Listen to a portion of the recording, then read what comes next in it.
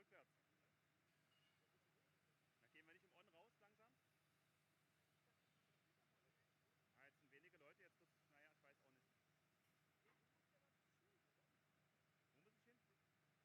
Zum Schild? Ja, ja. Also du kannst gut hier stehen, das ist super. Du kommst ein kleines Stück rüber, wir fangen ja mit dir neutral an. Ja, wir sind dann eher in Ausbildern. Wir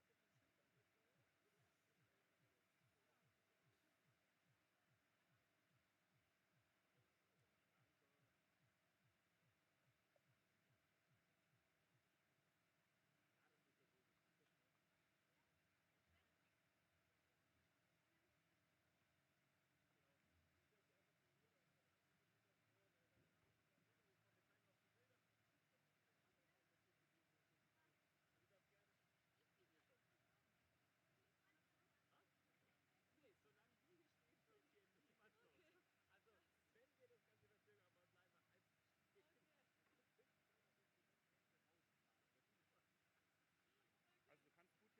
ja.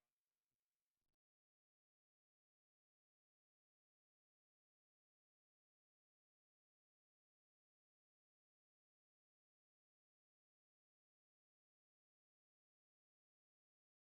reicht das.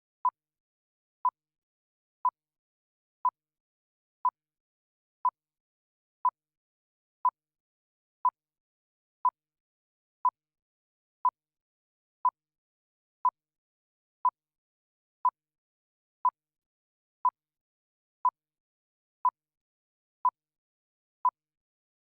vielleicht machst du noch einen kleinen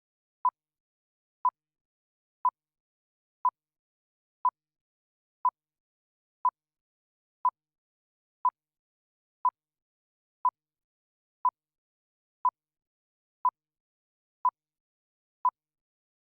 The mighty ADAC GT Masters. We are go. The car's fan out. And he's given the squeeze.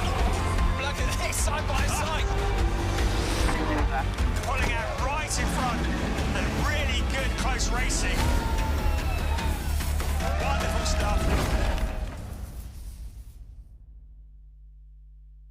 Welcome back to the Salzburgring, part 2 of a 4-part Austrian adventure for the ADAC GT Masters, making their debut here this weekend. We had an exciting race yesterday and we are getting ready for race 8 of a 12-race season. Hello everybody, welcome along. Just a few moments ago we saw Sophie Grill parachuting into the circuit with a checkered flag. Sophie, who's an Austrian skydiver, former alpine skier as well. She specialises in the discipline of skydiving and paraskiing. Her greatest success was an overall World Cup victory in parachute skiing. Sounds flipping dangerous to me, but it was very spectacular to see her diving into the circuit with the checkered flag just a few moments ago. What a weekend we are having.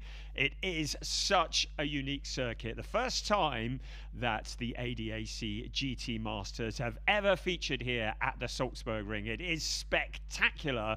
It's the 14th circuit to host ADAC GT Masters so far and the 8th international venue.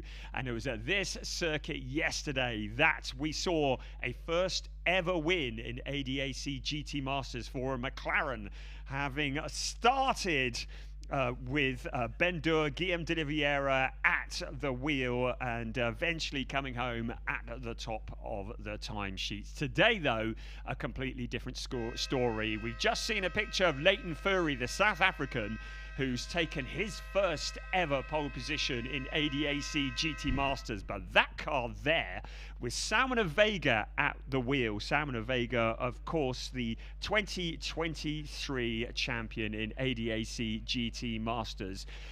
put in an astonishing lap. We had a red flag that came out at the end of the qualifying session, just less than 3 minutes remaining this morning.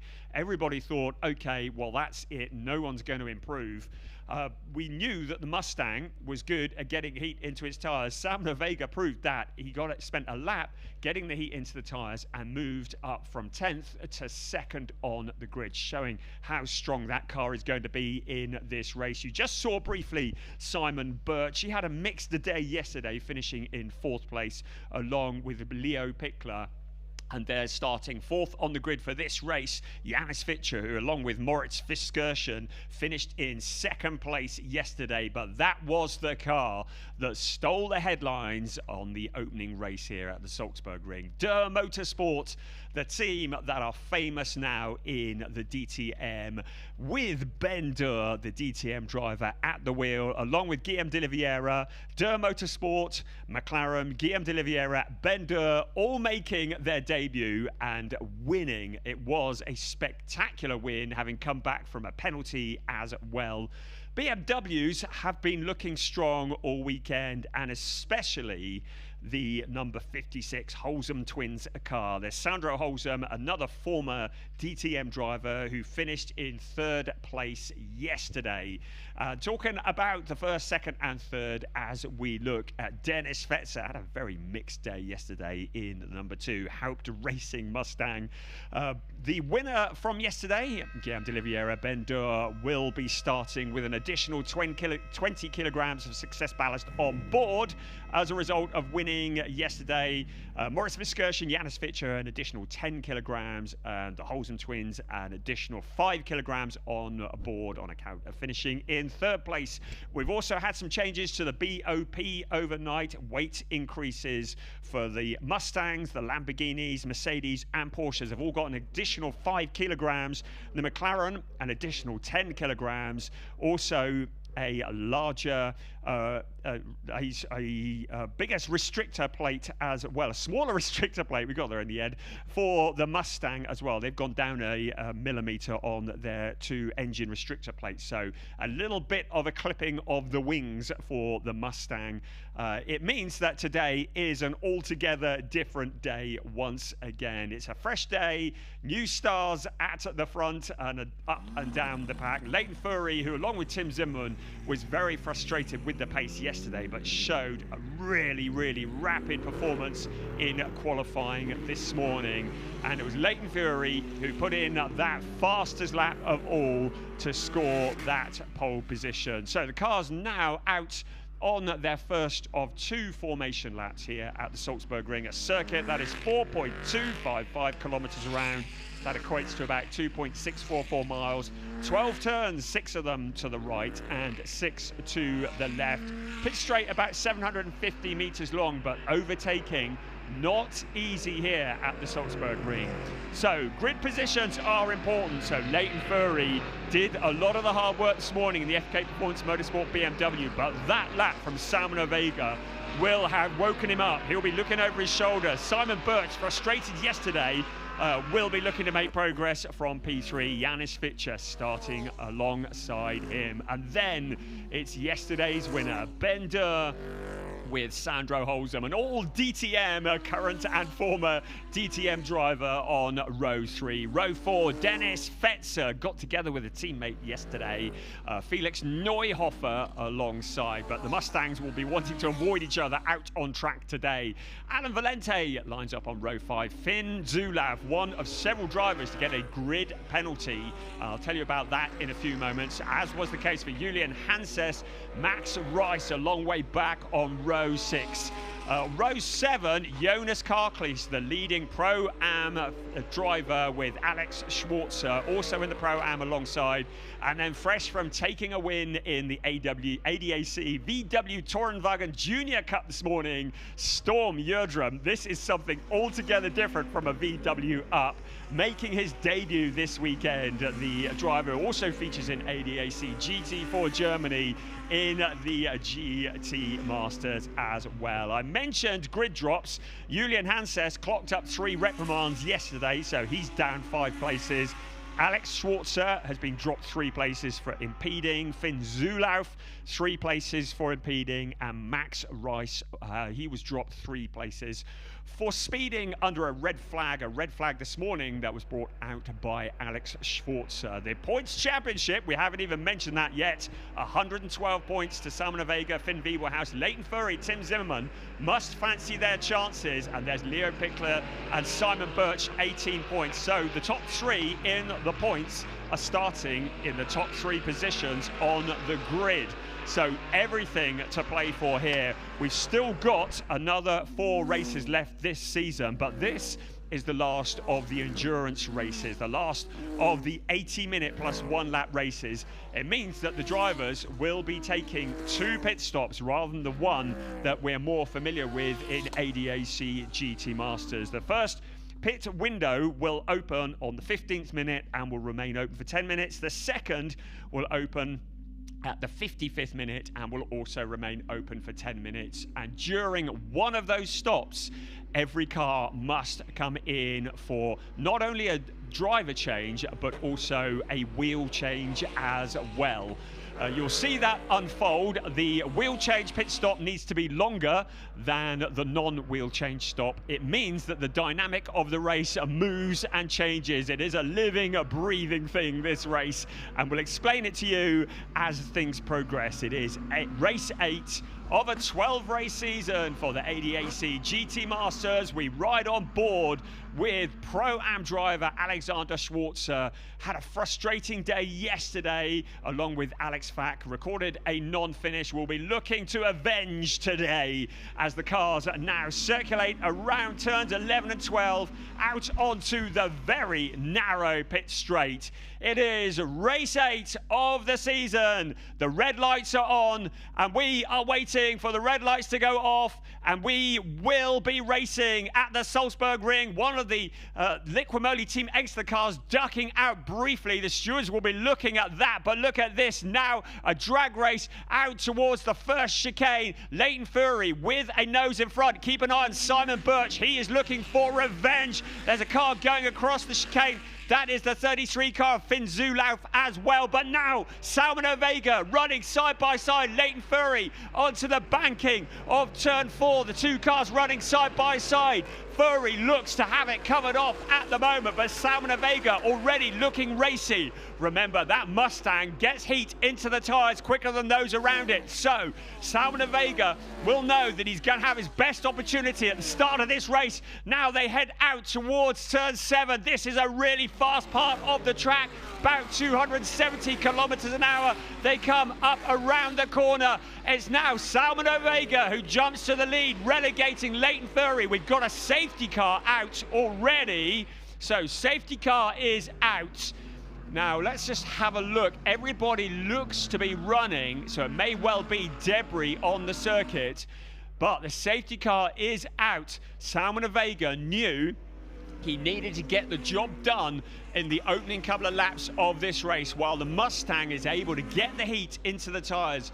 In ADAC GT Masters, you're not allowed tyre warmers, so getting the heat into the tyres quickly, and the Mustang has proven to be pretty famous for that on its short history in this legendary series. And Leighton Fury will be frustrated because the championship leader now leads, second in the championship is now second, and third in the championship is now third. However, Salman Vega is under investigation for an incident. So we've seen a fairly action-packed opening lap of the race. So the stewards are taking a look at that.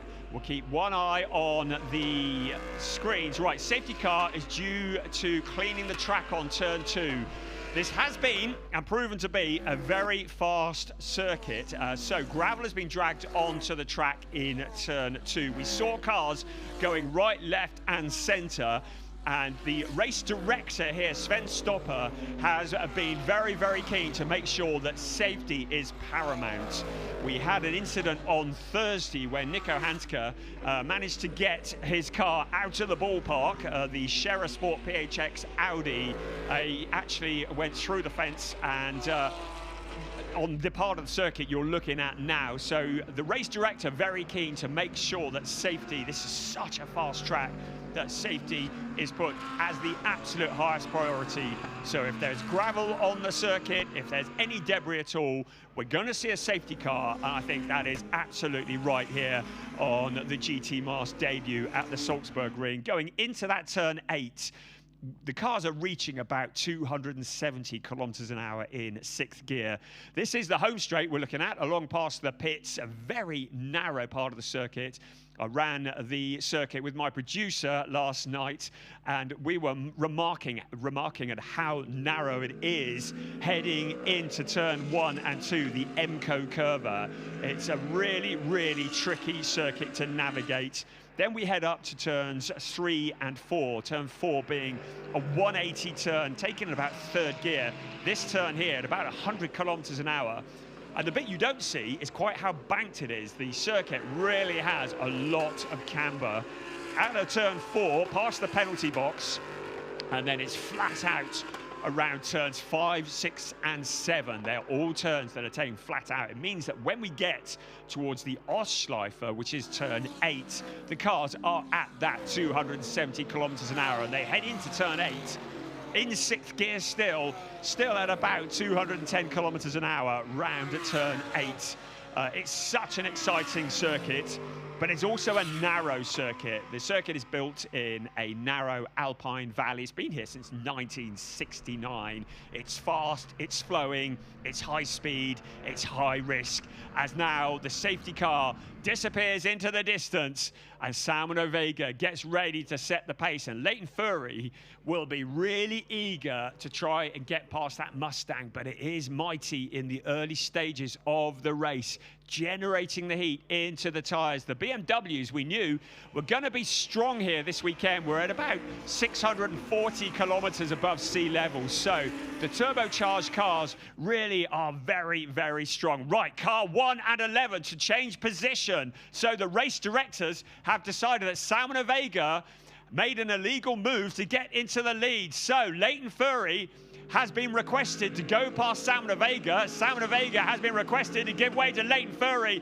as the 68 car of Alan Valente is squeezed onto the grass, but significant at the front because Salmon Vega has already opened up a gap, and now he backs out of it. Leighton Fury back to the front of the pack. So the race directors deciding that that was an illegal move from Salmon Vega, and now the pole sitter leads the way, and the advantage that Salmon Vega had has started to slip away slightly because the temperature in the tyres of the Leighton Fury car, now the tyres are coming up to temperature, and he may well be able to defend better from Salmon Vega. So Vega in 2nd place.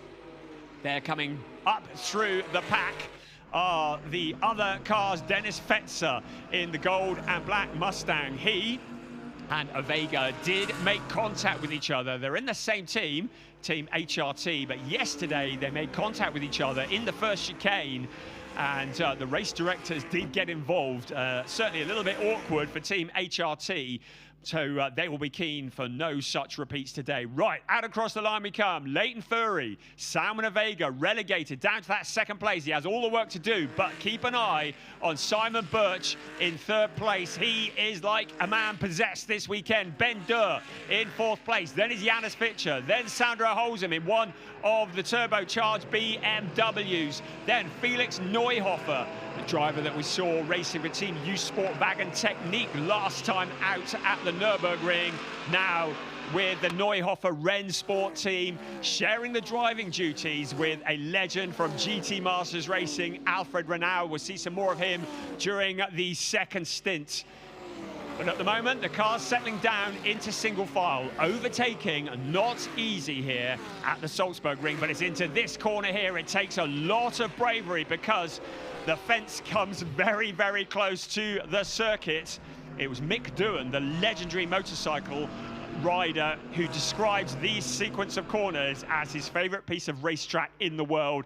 He said it's like threading a motorcycle through the eye of a needle at 290 kilometers an hour whilst banging fairings with your competitors and with Armco barriers on each side. Well, Nico Handke would probably agree about that. Here come the cars then.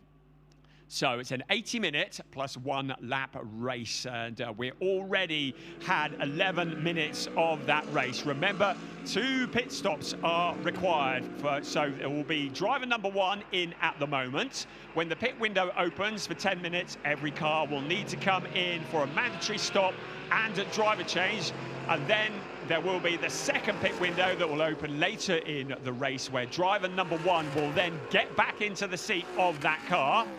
Every car required in one of the pit stops to take a tyre change. All 4 tyres will need to be changed. The team will decide which stop that is to be. They will make their minds up when it works on the strategy, as Dennis Fetzer and Felix Neuhofer run side by side. This is for 7th place.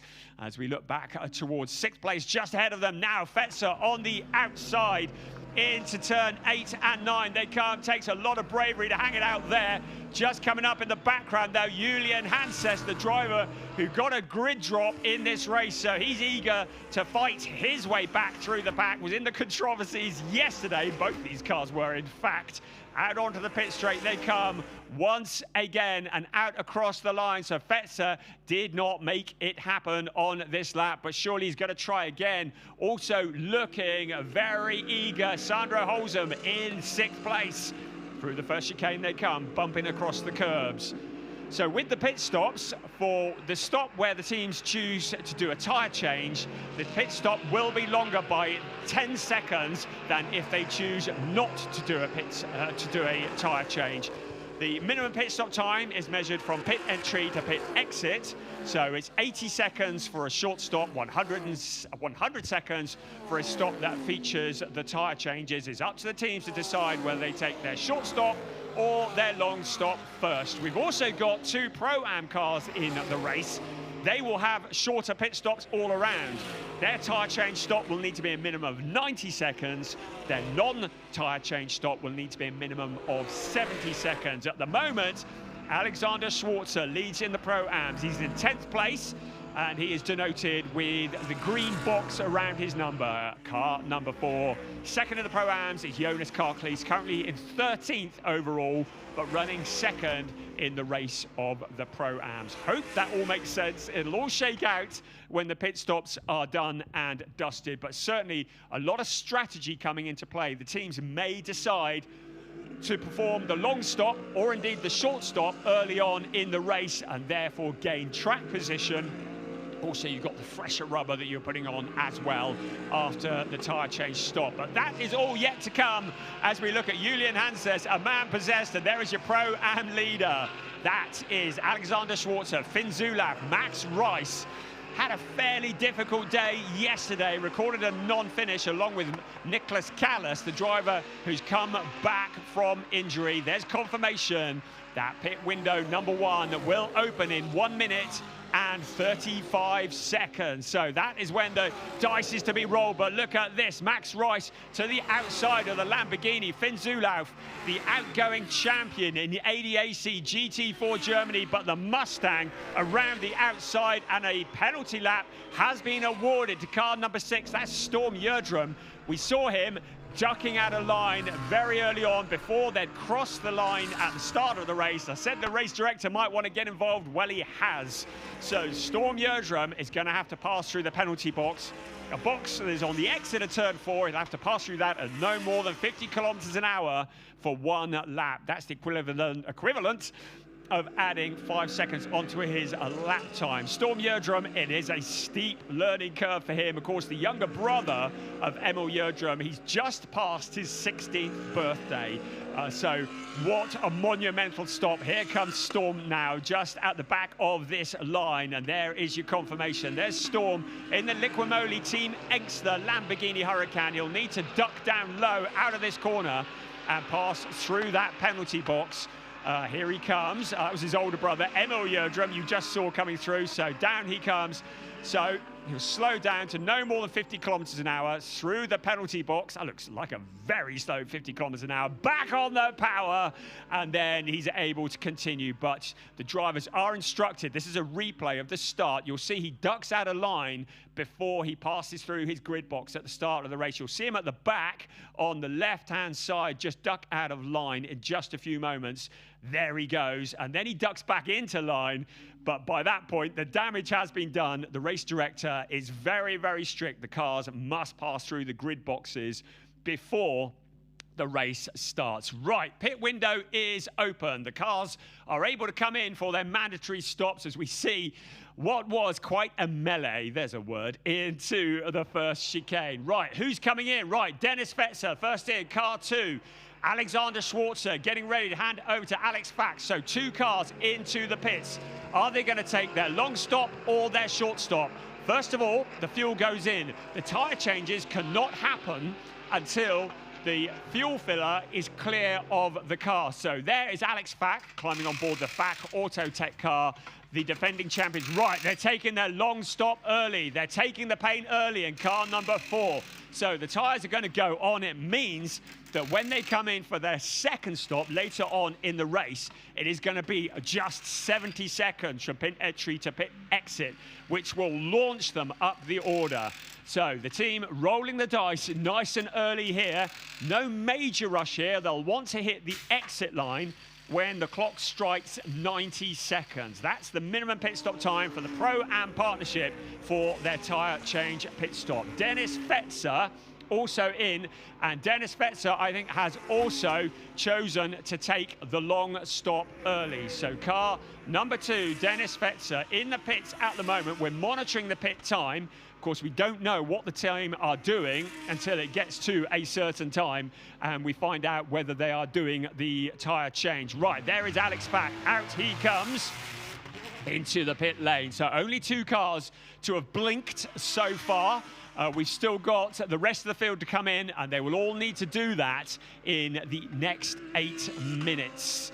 Of course, if we had a safety car now, as we saw yesterday, advantages of taking an early pit stop, a short pit stop early, can be cancelled out because the field are all close together. So it really is a roll of the dice for the field. Only 2 cars at the moment. It's Johnny Cicotto, who's taken over from Dennis Fetzer in the number 2 car. So the rest of them continuing out on track. Leighton Furry's opened up a gap of 1.1 over Salmon Vega. In fact, Vega starting to look very vulnerable to Simon Birch in the Porsche. Simon, who was so quick yesterday, was very frustrated not to finish on the podium. Certainly looking to make up for that today. Of course, Simon Birch and Leo Pickler were the championship leaders prior to the previous round, as we see the Holzem car coming into the pits. I believe that was the Holzem car, Sandro Holzem. So car 56 into the pits. Now, are they going to take their long stop or their short stop? We'll have to wait. First, the fuel. Right, there's Juliano Holzem. These 2 drivers, both of them really rapid. Schubert Motorsport, the legendary team, fielding that BMW. So out comes Sandro Holzem. Juliano Holzem comes in as well. Looks like they're bringing wheels out. Now look at this. Simon Birch challenging for second place. He's found a gap. It was on the inside of the corner, Salmon Vega. Now the outside. The outside becomes the inside again. Just behind them as well. Ben Durr trying to come through, picking up a slipstream from behind the Porsche. Into the steep corner they come, the Ostschleifer corner. And it is Simon Birch who muscles his way in front of Salmon Vega. Vega trying to come back on the outside. Ben Durr's not been able to follow through, but look at Janus Fitcher there as well. Fitcher in the number 21 car was looking so quick yesterday, along with his teammate Moritz Viskersen. That was a very dialed-in car yesterday. Now peeling off, Salmon Vega into the pits comes the number 1 car. So Vega into the pits. What is he going to do next? So Simon Birch into that second place just as Vega peels off. It'll be Finn Wiebelhaus who will be poised and ready to jump into the seat of the number 1 HRT car. There is Wiebelhaus, seat insert in hand. The fuel goes in. We now wait to see whether they're going to take a tyre change or not. The clock ticks down. The car remains on the ground at the moment. Once the fuel is clear, we'll find out. Right, the car's up on the jacks. It means car number 1 is going for a long stop early. So, Salmon Vega handing over to Finn Wiebelhaus. They're taking the pain early on. They're going to get the new rubber on the car. Salmon Vega strolls away, the 2023 champion of ADAC GT Masters. His work is done for the time being, but on the next stop, he'll have to come back into the car. Right, also in Julian Hansis in car number 10. Hansis, who shares with Eduardo Cosseteng, so he's in as well. Still, we have 10 cars out on track, yet to make their pit stops. So far, everybody has chosen to take the pain early, to go for the long stop early, get the tyres changed. Nobody that I can see has taken a short stop as their first stop, but we'll see how that shakes out. We've still got 10 more cars to come in at the moment. Leighton Fury leads the way. He's still got 4¼ minutes before he will have to peel off into the pit lane and hand over to Tim Zimmerman. Simon Birch will want to stay in the seat of that car for as long as possible. In second place at the moment, Leo Pickler will be limbering up in the wings, ready to get involved in this race. Now out comes the number 1 car, Finn Wiebelhaus at the wheel. Further back, there is Alex Fack. He is coming through as well. Remember, Alex Fack had a shorter pit stop to take because of the fact that he is in a Pro-Am race, now past Giuliano Holsam. So that is for 12th place. But of course, all the cars in front are yet to stop. 2 cars, the Pro-Am cars, remember, they have a shorter pit stop than those around them. So the dynamic could well change. This could well work very well indeed for Alex Fack. At the moment, the leading stopper is Finn Wiebelhaus. He has taken the pain early along with Salmon Vega. Alex Fack second in the stoppers, then Giuliano Holsam, then Johnny Cicotto, then Julian Hanses, who's handed over Eduardo Cosseteng. So 15th place, that's Eduardo Cosseteng. Still 10 cars yet to come into the pits. It's going to get busy in the pit lane in the next 3 minutes. Alex Fack, such a rapid driver, now with Finn Wiebelhaus to try and take the lead of the stoppers. Remember, this is in a Pro-Am partnership versus a silver-silver partnership. Alexander Schwarzer, along with Alex Fack, have proven to be a potent combination. They are the Pro-Am champions, and they are the current Pro-Am championship leaders as well. So challenging at the moment for 11th place on track, but once everybody else has stopped, this may be significant. Jonas Karklees is the next one in. So Jonas Karklees handing over to Emil Jerdrum, the older brother of Storm Jerdrum. So they are into the pits at the moment. Their clock ticks down. Don't know yet whether they're taking tyre changes or not. We'll find out in a moment. But Finn Wiebelhaus with Porsche all over his back bumper. The view from Giuliano Holsam as they go full tilt around turn 5. This is such a fast part of the circuit. Takes tremendous bravery as they head in towards turn 7 and 8.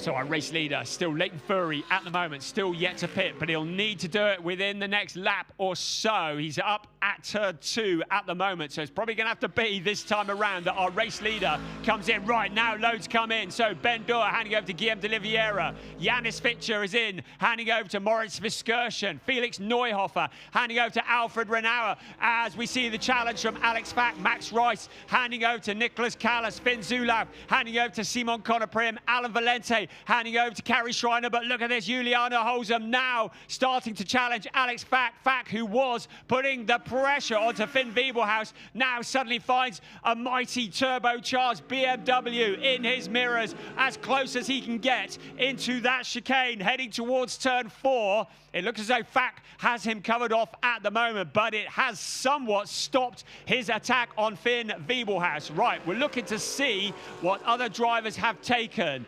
So it's looking like a couple of cars may have taken their short stop early. Looks like Jonas Karklees in car 8 has taken his short stop early, so he'll have to take a longer stop later. And Ben Dor, along with Guillaume de Oliveira, who's at the seat of that car. Right, Leighton Fury into the pits as well. This is significant. So the fuel goes in first. Leighton Fury out of the car. Here comes Tim Zimmerman, the driver who celebrated his 29th birthday yesterday for FK Performance Motorsport, into the seat. The car's up on the jacks. It means they're going to take the pain early. I believe the wheel changes are happening. Yes, they are. So it's a tyre change, a long stop for Tim Zimmerman. Simon Birch also taking the long stop. Most of the teams opting to take their long stop. Just 3 teams opting to take a short stop. Significantly, yesterday's winner, ADAC Motorsport, they're going to go for track position here. So they're going to take a shorter stop as their first stop. They'll take their longer stop later on. At the moment, Zimmerman still been shown as the leader, but the rest of the field is coming around at the moment. So the clock ticking down. Juliana Holzem is going to shake out of this very well indeed. Jonas Karklees, remember, Jonas Karklees has taken a shorter stop on account of being a Pro-Am driver. So we'll wait for the cars to cross the line before we confirm it. But this is looking very, very strong for the number 8 Liquimoli Team Exeter car. There is Leo Pickler having taken over car 14 from Simon Birch. There is Tim Zimmerman out of the box. He comes. So they've taken the pain of the tyre change nice and early. They cannot park up at the white line. They have to back time it, but they mustn't go below. Right, 0.3 of a second over for Tim Zimmerman. So that was strong. Jonas Karklees, with that shorter stop, becomes our new race leader. Leo Pickler will be next up. Then Guillaume de Oliveira with that shorter stop. So I'd say for ADAC Motorsport, this hasn't worked out quite as well as they would like, but look at this behind. Moritz Viskersen, Finn Wiebelhaus, side by side. It looks like it's going to be Wiebelhaus to the front. He goes across the chicane. He's going to have dirt on the tyres. That leaves him vulnerable to Viskersen.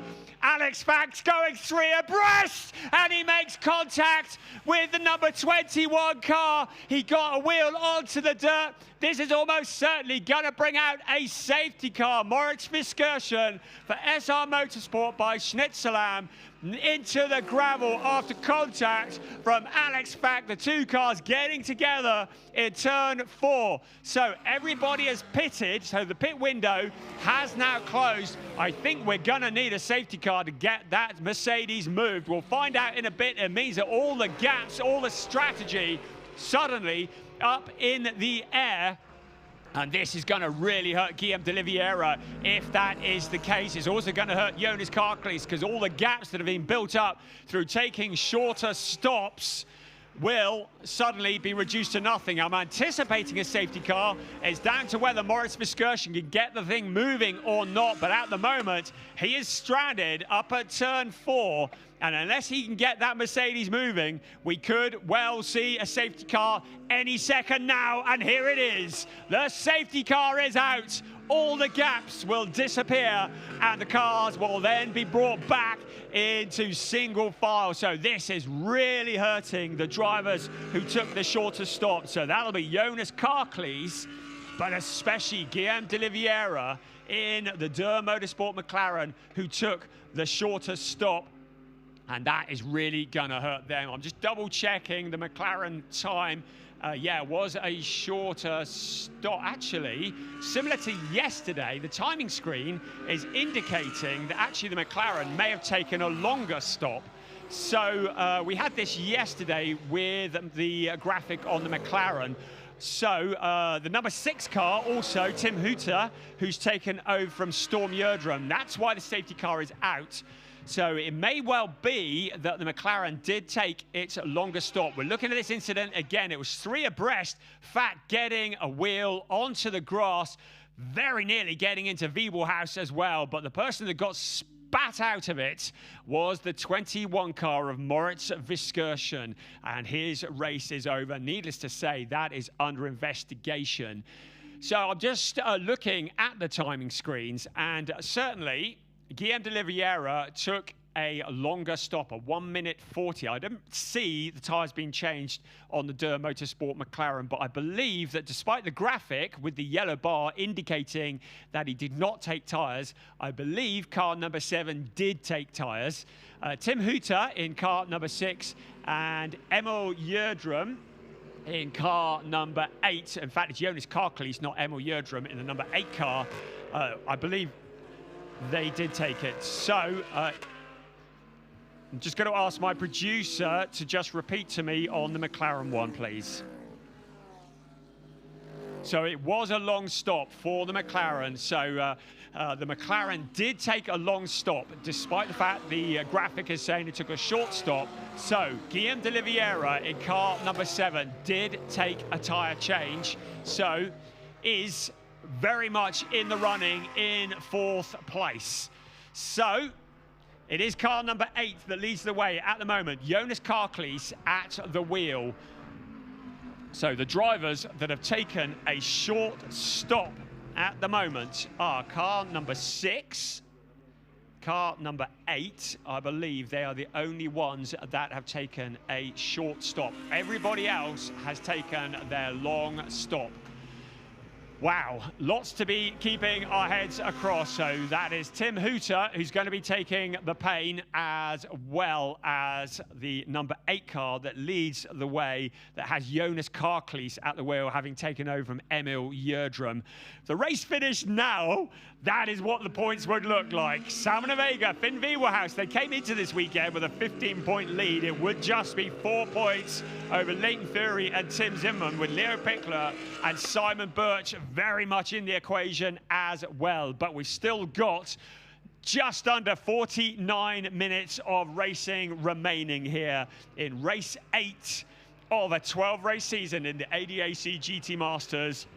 It is the last endurance race of the season, as the 21 car of Moritz Verskirchen is now aided out of the gravel track. So car number 1 is under investigation for leaving the track and gaining an advantage. So that is Finn Wiebelhaus, who is under investigation for gaining an advantage off track. Car number 1, Finn Wiebelhaus, Salmon Vega, seem to be attracting the attentions of the stewards. They are the championship leaders, so they're taking a look at that. Car 21 has been told he's allowed to continue. Moritz Verskirchen, it will be scant consolation because he's been shown as 3 laps down, but still points will be paid down to last place in this race, the ADAC GT Masters. So we're behind the safety car at the moment. Right, no further action to Finn Wiebelhaus. So they investigated him for potentially gaining an advantage off track, but they've said no further action. We still got the incident that saw Moritz Verskirchen in that car there spearing off into the gravel, the right rear part of that car. They're looking a little bit second-hand, but he joins the back of the queue, albeit 3 laps down. So the next window will open with 25 minutes to go. So we've still got about 22 minutes of racing with driver number 2 at the wheel, and racing is exactly what they're going to be doing because the safety car is in on this lap. So our race leader is Jonas Karklees. It says Emil Gjerdrum on the screen, but it was Emil who did the first. I beg your pardon, it is Emil Gjerdrum who's at the wheel. Of course, it was Jonas Karklees who did the first stint.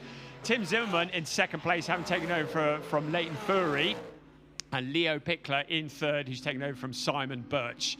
So to confirm car 8, it was Jonas Karklees who qualified the car. Now Gjerdrum's in for stint number 2. Karklees will be in for the next stint, and it is his job now, Emil Gjerdrum, to back the pack up, and Tim Zimmermann is going to want to get clear of the Liquimoli Team Exler Lamborghini. As you see, confirmation that car number 4 has received 3 penalty laps for causing a collision. Had a feeling that might be incoming. So car number 4 with Alex Fack at the wheel is going to have to visit the penalty box 3 times. Right, out across the line comes Emil Gjerdrum, having taken over from Jonas Karklees. Tim Zimmermann in the BMW will be looking to close in as quickly as possible. Keep an eye on Leo Pickler in car 14. Also, yesterday's winner, Guillaume de Oliveira, in 4th place, ahead of Juliano Holzer, then Finn Wiebelhaus, then Alex Fack in 2nd place in the Pro-Ams as well, but is going to drop all the way back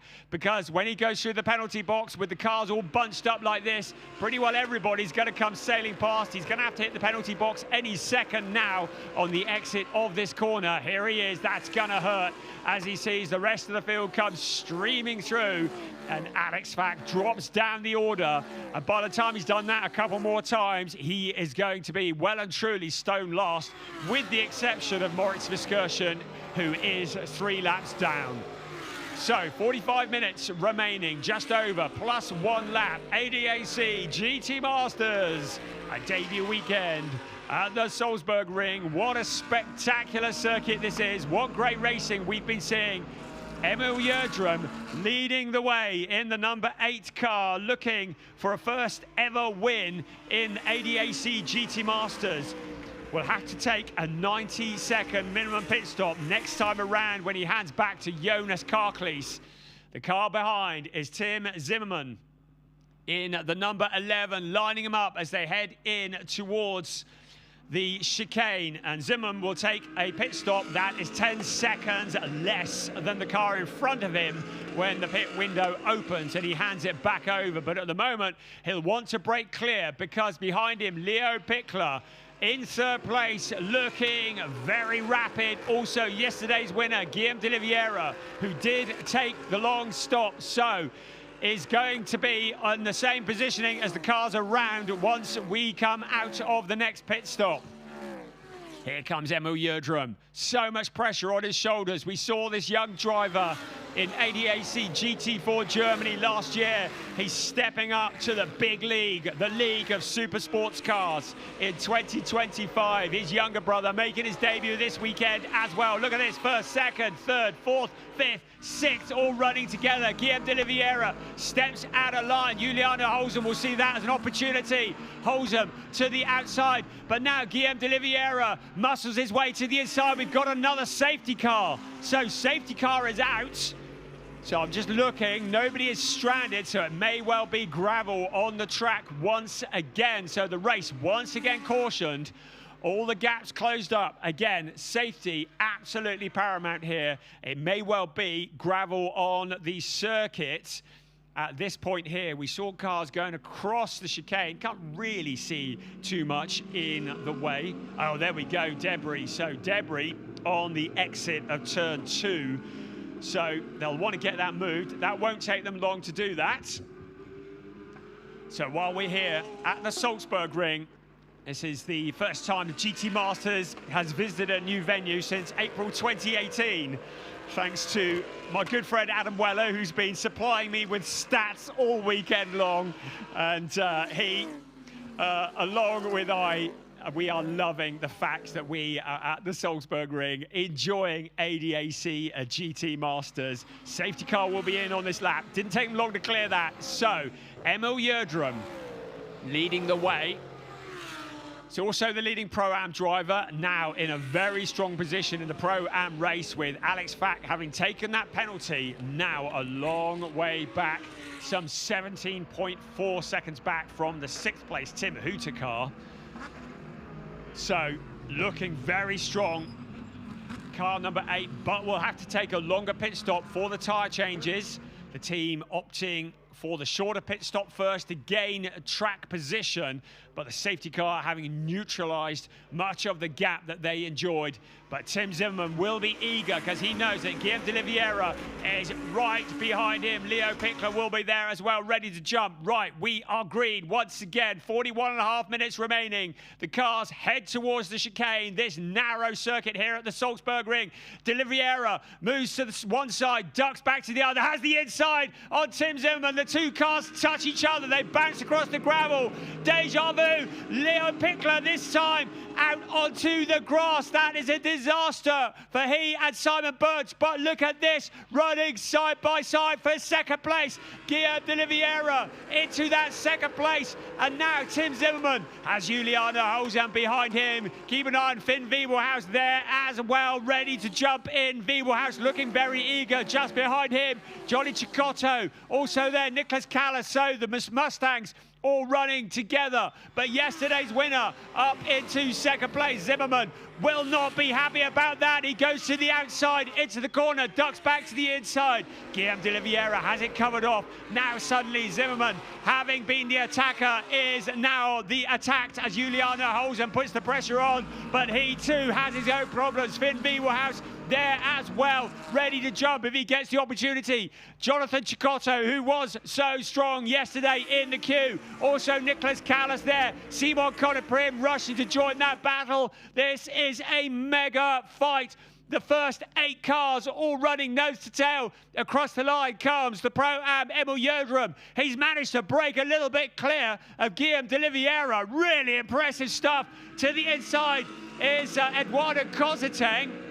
There's Gary Schreiner there as well. So Schreiner getting mugged by Kozateng. Now Tim Zimmerman trying to come back on Guillaume de Oliveira. Really, really good stuff. Turn 2 investigation, 7, 11, 14, 56. Most of the leading cars under investigation with the exception of Emil Jödrum. And there is the 21 car, Moritz Verskirchen. But remember, he is 3 laps down, just trying to get something out of this race. Here comes our race leader. What impressive driving from Emil Jödrum. And there at the very back of the pack, the red and white Porsche as Leo Pickler, after being bundled off onto the grass with so much work to do now. Simon Birch, who'd had that car in a challenging position at the front of the pack in second place, now having to fight his way back through the pack. This is not turning out well for the driver pairing who dominated the opening round of the ADAC GT Masters.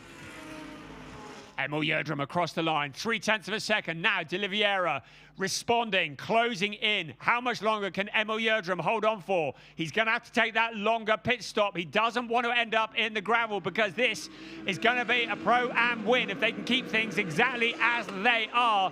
But if he doesn't finish the race, he's not going to win it. Second place, again, under pressure. It's on this latter part of the circuit that Emil Jödrum really finds a bit of pace, is able to open up that gap. Out of the corner they come, out of turn 4 towards turn 5. Absolutely flat out, 230 kilometers an hour around this corner, then into 6th gear. Absolute full tilt, taking all the courage into turns 6 and 7. They're called turns, they're just kinks in the track. They reach 270 kilometers an hour. They know the barriers are right next to them. And then into turn 8 they come. A challenge further back in that second and third place. Great stuff from the ADAC GT Masters. A fight of 8 cars for what is effectively the lead. Just one slip up from one driver, and this could all turn on its head. Remember, quite a few of these drivers are under investigation for the incidents that we saw a couple of laps ago, but Emil Jödrum does not appear to be under any investigation. He has no reason to be in control of this race at the moment, but has a longer pit stop still to come. They bump across the curbs into the chicane. Wonderful shots here at the Salzburgring. We briefly ride on board with 4th place, Juliano Holzem. Holzem has a little look. BMW versus BMW. The turbocharged cars along with the McLaren with the twin turbo, with something of an advantage up the high altitude here at the Salzburgring. Nicholas Callas worked his way up into 7th place, so good job being done by him. Right, no further action for incident involving 7 and 11. So that is Guillaume de Oliveira and Tim Zimmerman. So no action for any issues there. So, the car into the barrier hard. That's one of the Liqui Moly Team Engstler cars. So, car into the barrier. This is going to cause a problem. So, we are certainly going to get, at the very least, a safety car here. So, there is that car into the, I believe it's car number 8, our race leader. So, yes, it is. Pleased to see Emil Jödrum out of the car. That is good news, because that was clearly a big impact. And he just getting himself away from the scene of the accident. So the lead car going in hard. I said this is a track that bites, and it really bites hard. That's at turn 8. That's where Nico Hanska had a mighty accident on Thursday, and really, really pleased to see Emil Yerdrum walking away from that. The car that was leading the way, and Emil, well, he was quite quick to exit the scene, and will probably just want to gather his thoughts, but that was a big impact. The car heading off into the barriers. It means that our new race leader is Guillaume de Oliveira, but when all is said and done, our highest priority is the safety of the drivers. So really, really pleased to see Emil Yerdrum safe and well and out of the car. Now, the question is, has the barrier sustained any damage? So I think Emil has been instructed to come back down. So the Norwegian driver, a lot of pressure on his shoulders leading this race. I may well have been looking down at the moment. Right, we've got a red flag. Thought that might be the case. So red flag. So I think there's going to be some damage to the barrier that'll need repairing. And wow.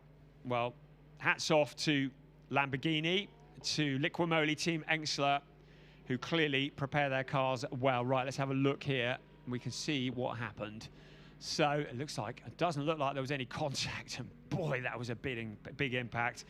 The fastest part of the circuit, where they reach about 270 kilometers an hour, and not a great deal of runoff area. It is the part of the circuit that I think most drivers fear, if drivers fear anything, heading in towards turn 8.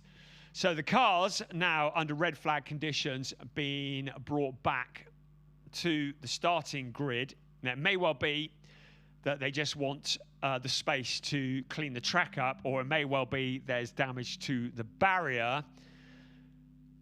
But that's all fine. The main bit is drivers are well, the cars are back on the grid, and the Liquimoli Team Engstler Lamborghini can be rebuilt or replaced. The Liquimoli Engstler relationship with the Salzburgring, it goes back to 1988 actually. Franz Engstler raced at the Salzburgring in German Formula 3 here and entered under the WTS Liquimoli Equipa banner. And there's Jonas Karklees. And again, that's thanks to Adam Weller for the useless information that he sends my way. Right, teams are allowed on the grid. Tenuous link, Liquimoli Team Engstler. Yeah, the teams are allowed onto the grid now. So while we're doing that, let's have a look at the point situation, shall we? There's the other of the Liquimoli Team Engstler's cars, and Storm Yerdrum will be driving that. At the moment, it's Tim Hooter at the wheel. So Storm, the younger brother of Emil Yerdrum, the two of them were under that banner yesterday. Hello. Yesterday, having a photo shoot. And Storm, who was racing a VW up around this circuit, but a couple of hours ago in the ADAC Duran Tourenwagen Cup. Oh, yes. I can confirm the barrier needs a bit of attention. We can see that there.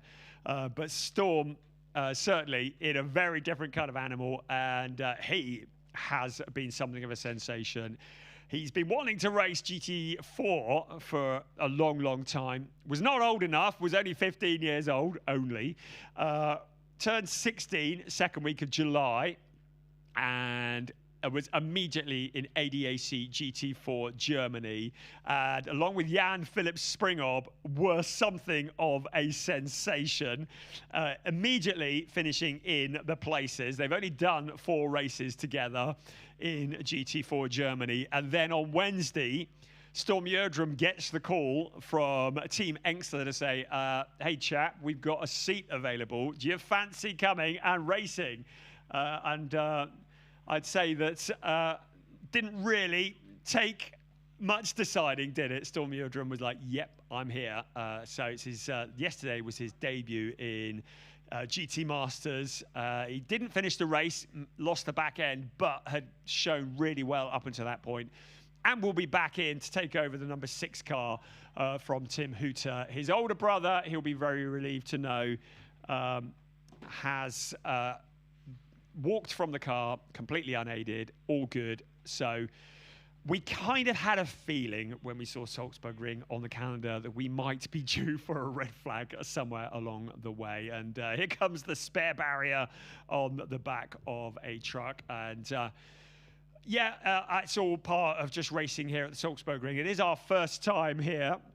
Right, I said I was going to have a look at the championship, didn't I? So, Tim Zimmerman in second place, along with Leighton Fury at the moment, will, if things finish as they are, that is one big if, will pick up maximum points because Guillaume de Oliveira, Ben Dur are guest drivers. Guest drivers do not score points, so everybody behind is elevated up, so they will get a good 25 points from this. Juliana Holzem, Sandra Holzem will get a second place. I say this is a little bit premature, I have to say, but you know, hey, why not? And Wiebelhaus and Avega would get effectively a third place. So according to my complex maths, which is dodgy at the best of times, so just take this as a guide, but I reckon that if things finished as they are now, that Leighton Fury and Tim Zimmerman would close to within 4 points of Salmon Avega and Finn Wiebelhaus. So that really does set us up for a championship finale. We've got 2 rounds after this. I mentioned at the top of the show that it was part 2 of a 4-part Austrian adventure, back-to-back weekends in Austria. So we've got races 1 and 2 here at Salzburgring, and then next weekend we're heading about 220 kilometers or so up the road to the legendary Red Bull Ring. As always, provides a great racing. There's a big crowd here watching in the woods. It's an amazing place. We're up in the mountains and the air is thin, show, and there are people up on the hills all around this circuit looking down. There's Carrie Schreiner. Great to have Carrie Schreiner on the grid. We saw she's been in the ADAC GT Masters on and off over the years, but we haven't seen her here for a little while. In fact, the last time we saw her was in 2020, and she was in F1 Academy last year and the year before. So this is a little bit different, isn't it? Along with Alan Valente, but always nice to see Carrie Schreiner on the grid as well. They're clearly going for a better vantage point because we've still got 35 minutes to go in this race. Once we're back underway, we'll have about 10 minutes of running before we get to the short pit stop time, and it's going to be short for all.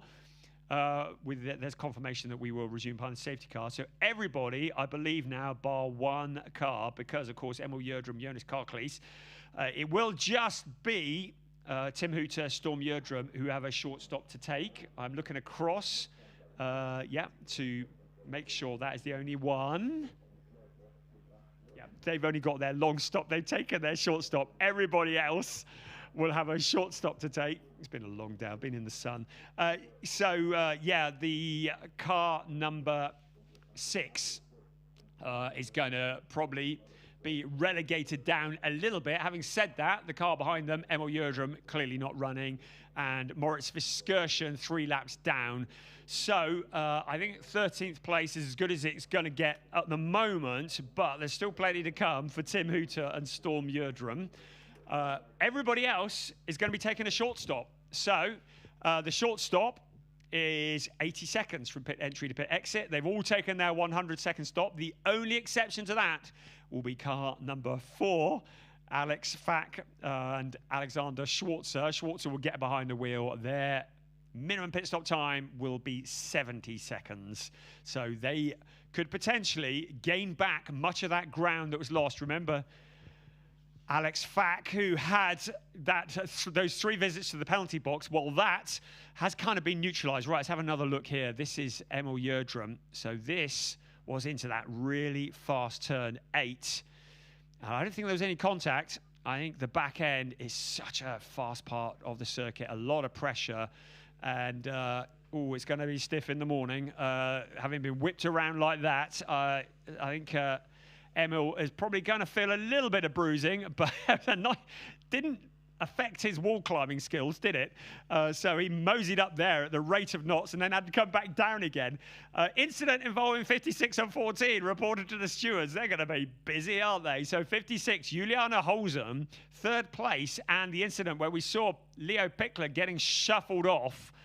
They are being reported to the stewards. So Pickler is down in 11th, but of course we are all nose to tail. Now I mentioned earlier, I said before, Alex Fack had those 3 visits to the penalty lap, to the penalty box, as a result of the contact with Moritz Viskersin.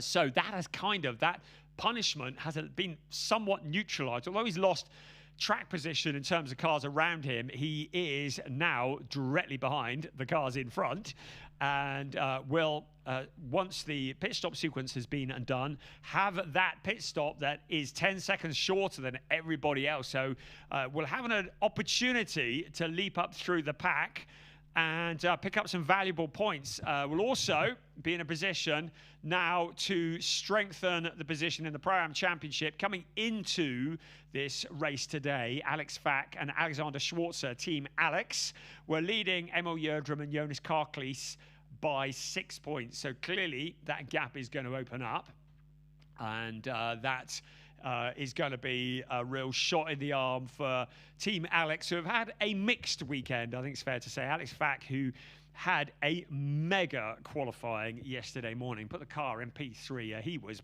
absolutely buzzing when I spoke to him, and he was a bit disappointed with how it all shook out yesterday, having been involved in an incident that was not of his making, and ended up retiring from the race, then being the bad guy today, but hopefully recovering back from that for him. So, yeah, Alex Fack, 12th place overall, but leading the way in the Pro-Am race. Right, let's have a look here. Right, so the race will restart behind the safety car. Don't yet have an anticipated start time. I don't know if that's the old tyres or the new ones coming. Really important to make sure the tyre barrier is repaired.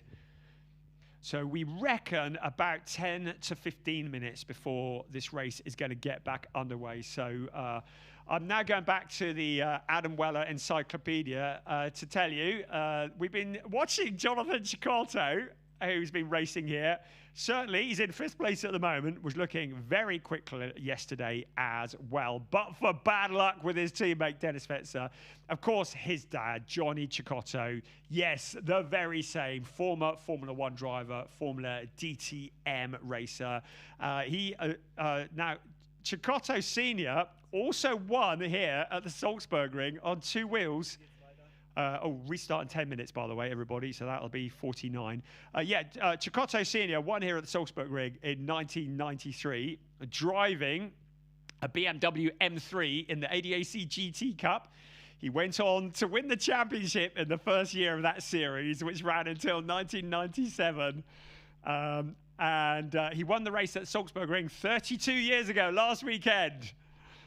Thank you to my learned colleague for this useless information. And I would just say I'm sat in a commentary area at the moment, and there is a picture of the aforementioned Johnny Cecotto Sr. in the aforementioned BMW M3. Well, he's certainly not round here because it's an anti-clockwise direction.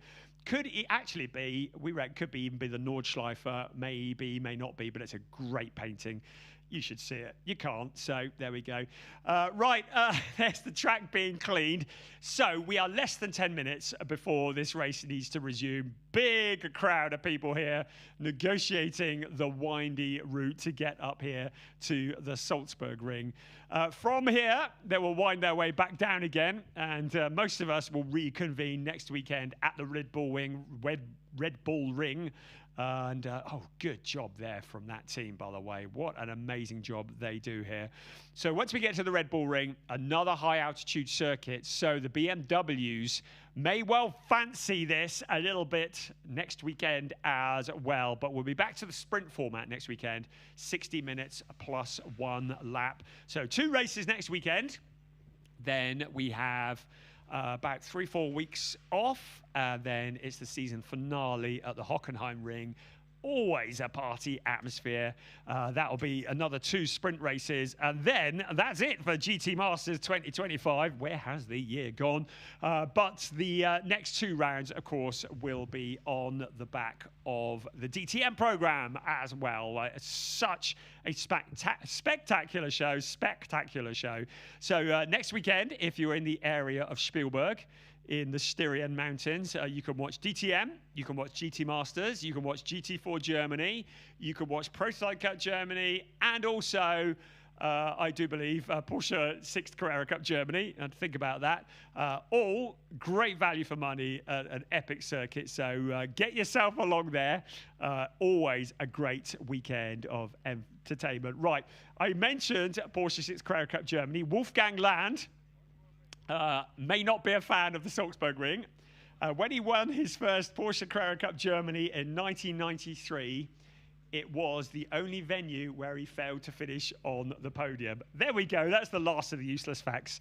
Of course, Wolfgang Land, who this weekend heads up the team Land Motorsport, Carrie Schreiner and Valente running for Land Motorsport. So I think that's it for useless information, and we will move on from that and focus on what is to come. And if you've stuck with it this long, 10 out of 10, look at that. That's the way to do it. Sat in the Austrian sunshine. That looks like Glühwein, doesn't it? I don't know what it is, but drink in hand, deck chair. And this is exactly what we're enjoying here at Salzburgring.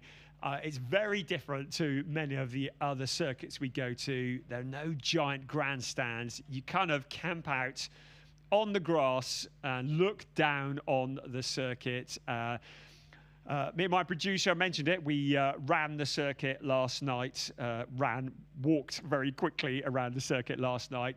It was only actually when you're on the circuit you realize, firstly, how banked the corners are. I mean, I would say camber. I'd probably go so far as to say banking. Turn 4 and turn 9, quite an effort getting up there. But also how narrow the circuit is, and along the pit straight, really, you go, oh, well, maybe the pit straight, good opportunity for overtaking, but really tricky. And I think where we saw Emil Yerdrum go spearing off just now, that's probably the best overtaking opportunity on the circuit, but it takes very big whatnots to be on the outside of that circuit, of that corner, turn 8, 270 kilometers an hour to make an overtaking move. Right, new remaining race distance, 30 minutes plus 1 lap. So that clock at the top of your screen is going to lose 5 minutes and 2 seconds any second now. It will be a sprint, a dash for the cash. We've got 13 cars that are all on the same lap, nose to tail.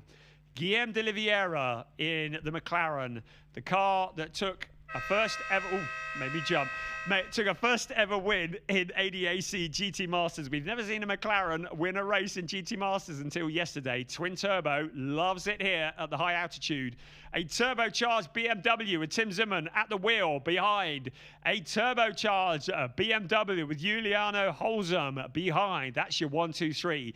Then we have 3 Mustangs. Those 3 Mustangs all really good at heating their tyres, so they may feel that the first couple of laps will be the opportunity to make progress. That's Finn Wiebelhaus, Jonathan Cicotto, and Nicholas Callas. So lots of strategy there. Then we have Simon Connor Prim in a Lamborghini Huracan.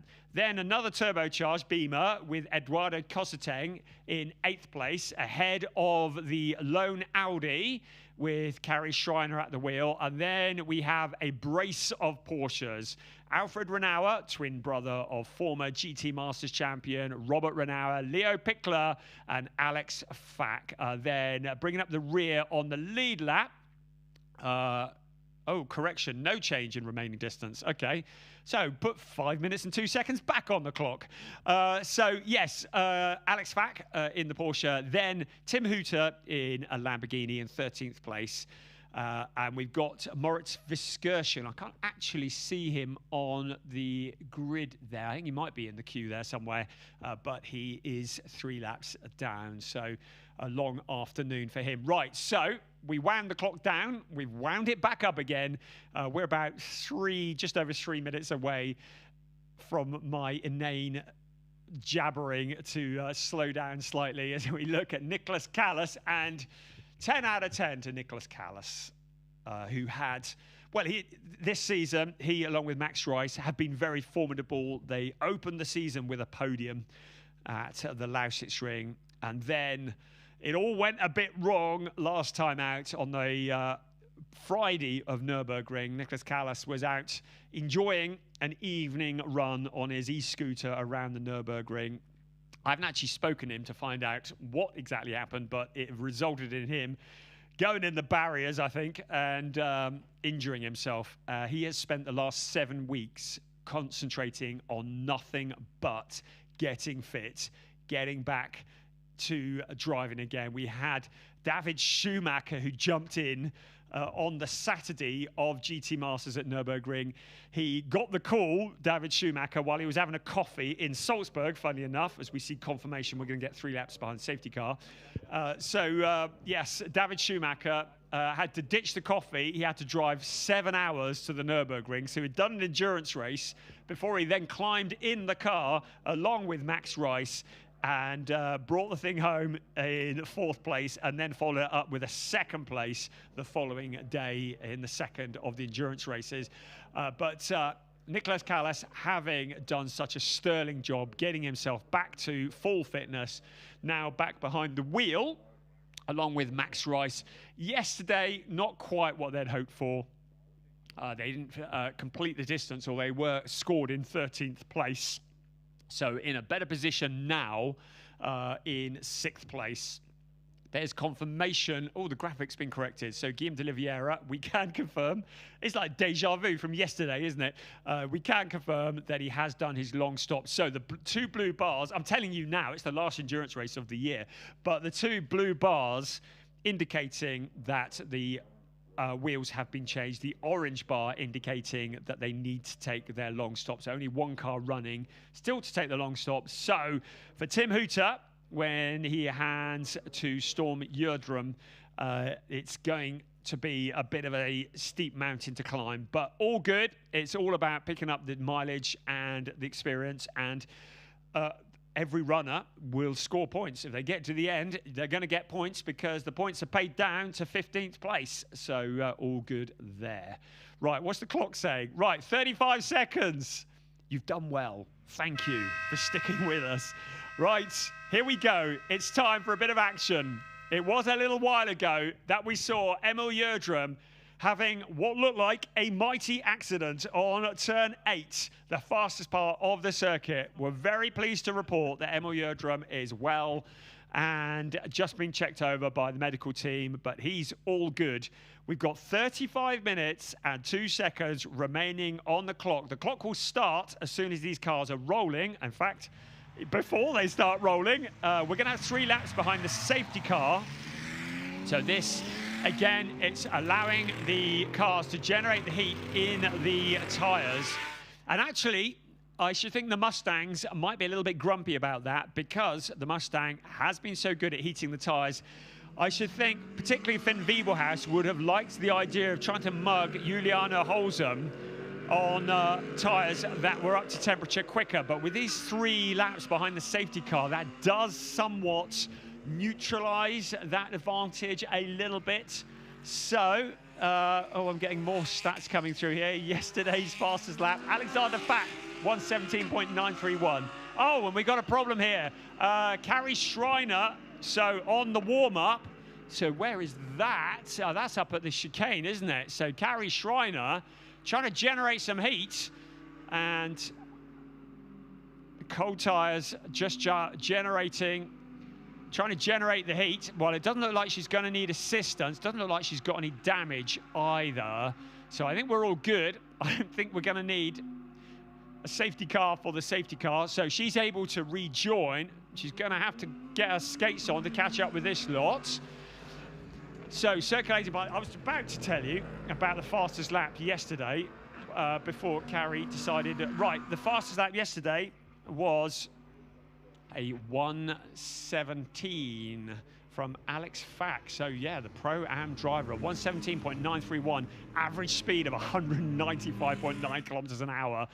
That's insanely fast. The GT3 lap record at the Norris Ring is 169 kilometers an hour. So this is comfortably the fastest ever lap raced by GT Masters in terms of average speed. Thank you, Adam, for that use of statistic. That is excellent news. That's the last of the statistics that we're going to get today as we look at Carrie Schreiner rushing to join the back of the queue. So, safety car with the lights flashing. So this is important. We're not just tootling around enjoying the Austrian sunshine. Not that it is actually particularly sunny at the moment. We are currently warming the tyres, warming the brakes, so that when we arrive at that corner at racing speed, which is around 270 kilometers an hour, these drivers have something with which to grip and to stop. And you can see a lot of weaving backwards and forwards, generating the heat. So pit window will be open from race minute 25. So that's exactly as scheduled. So when the clock strikes 25 to go, it means that the second window will be open, and it will be down to the teams then to decide when to bring the car in. Remember, all by car 6 are having their short stop, but remember that Alex Fack will have a shorter stop than all of those around, and I get the feeling that Fack Autotech will want to keep Alex Fack out as long as possible. I reckon he's going to duck into the pits at about 10 minutes into the window before he hands over to Alexander Schwarzer, thereby gaining track position, and it will elevate him if he can stay with the leading runners, and I see no reason why not.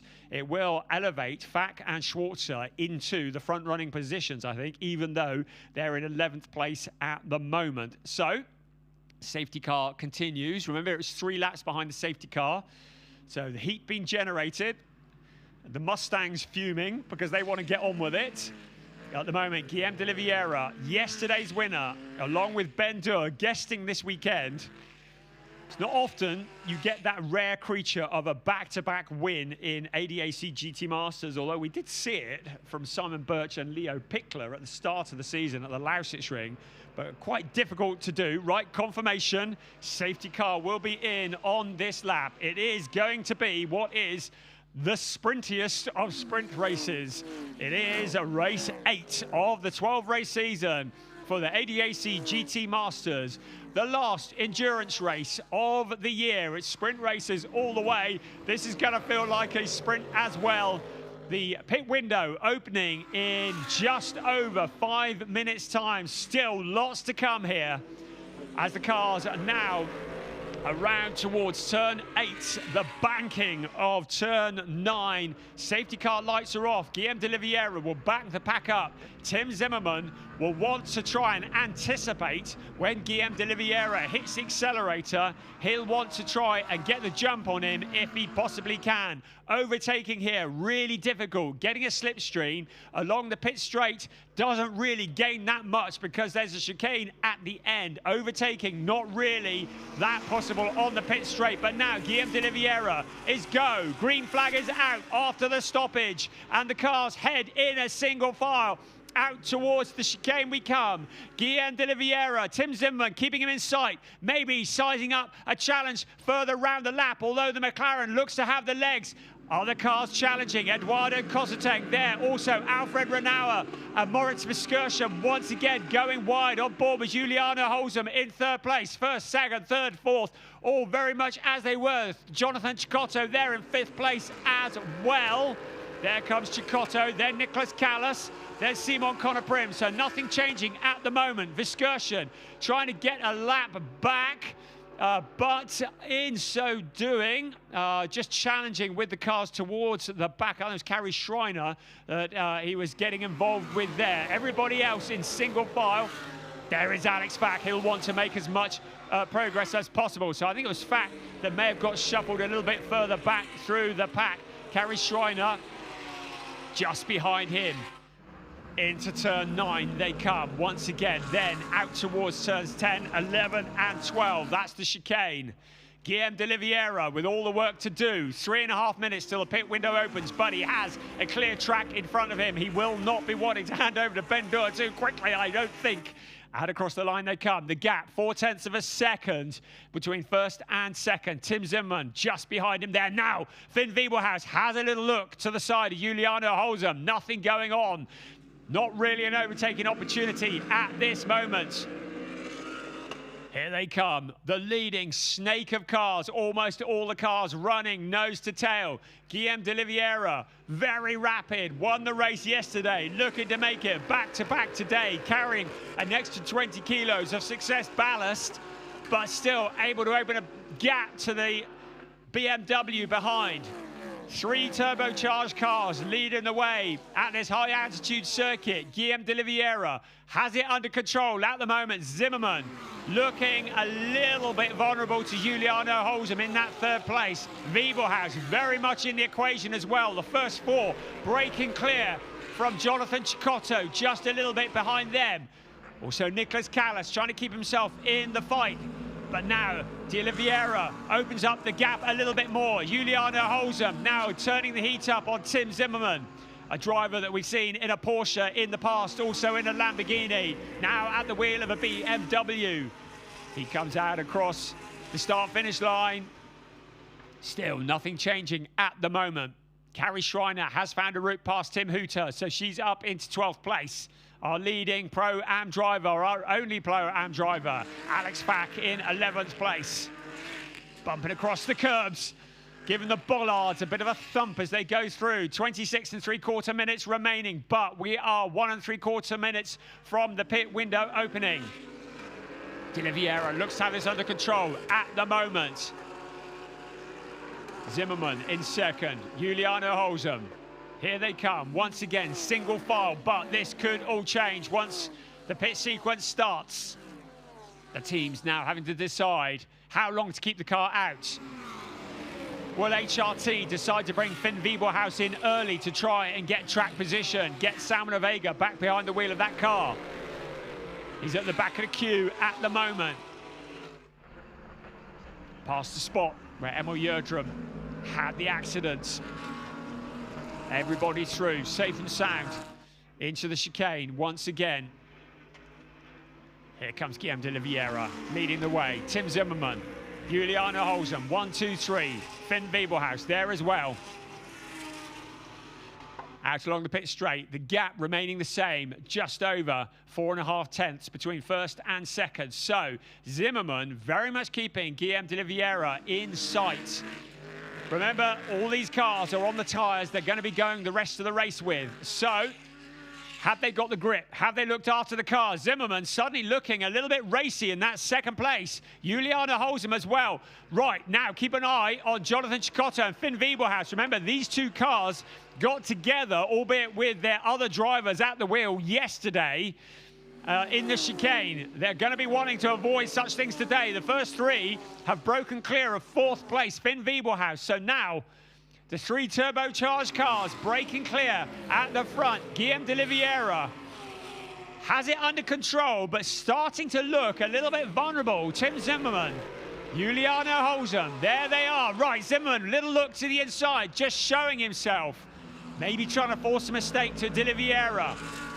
Out of turn 8 into 9, 10, 11, 12. And then out onto the pit straight.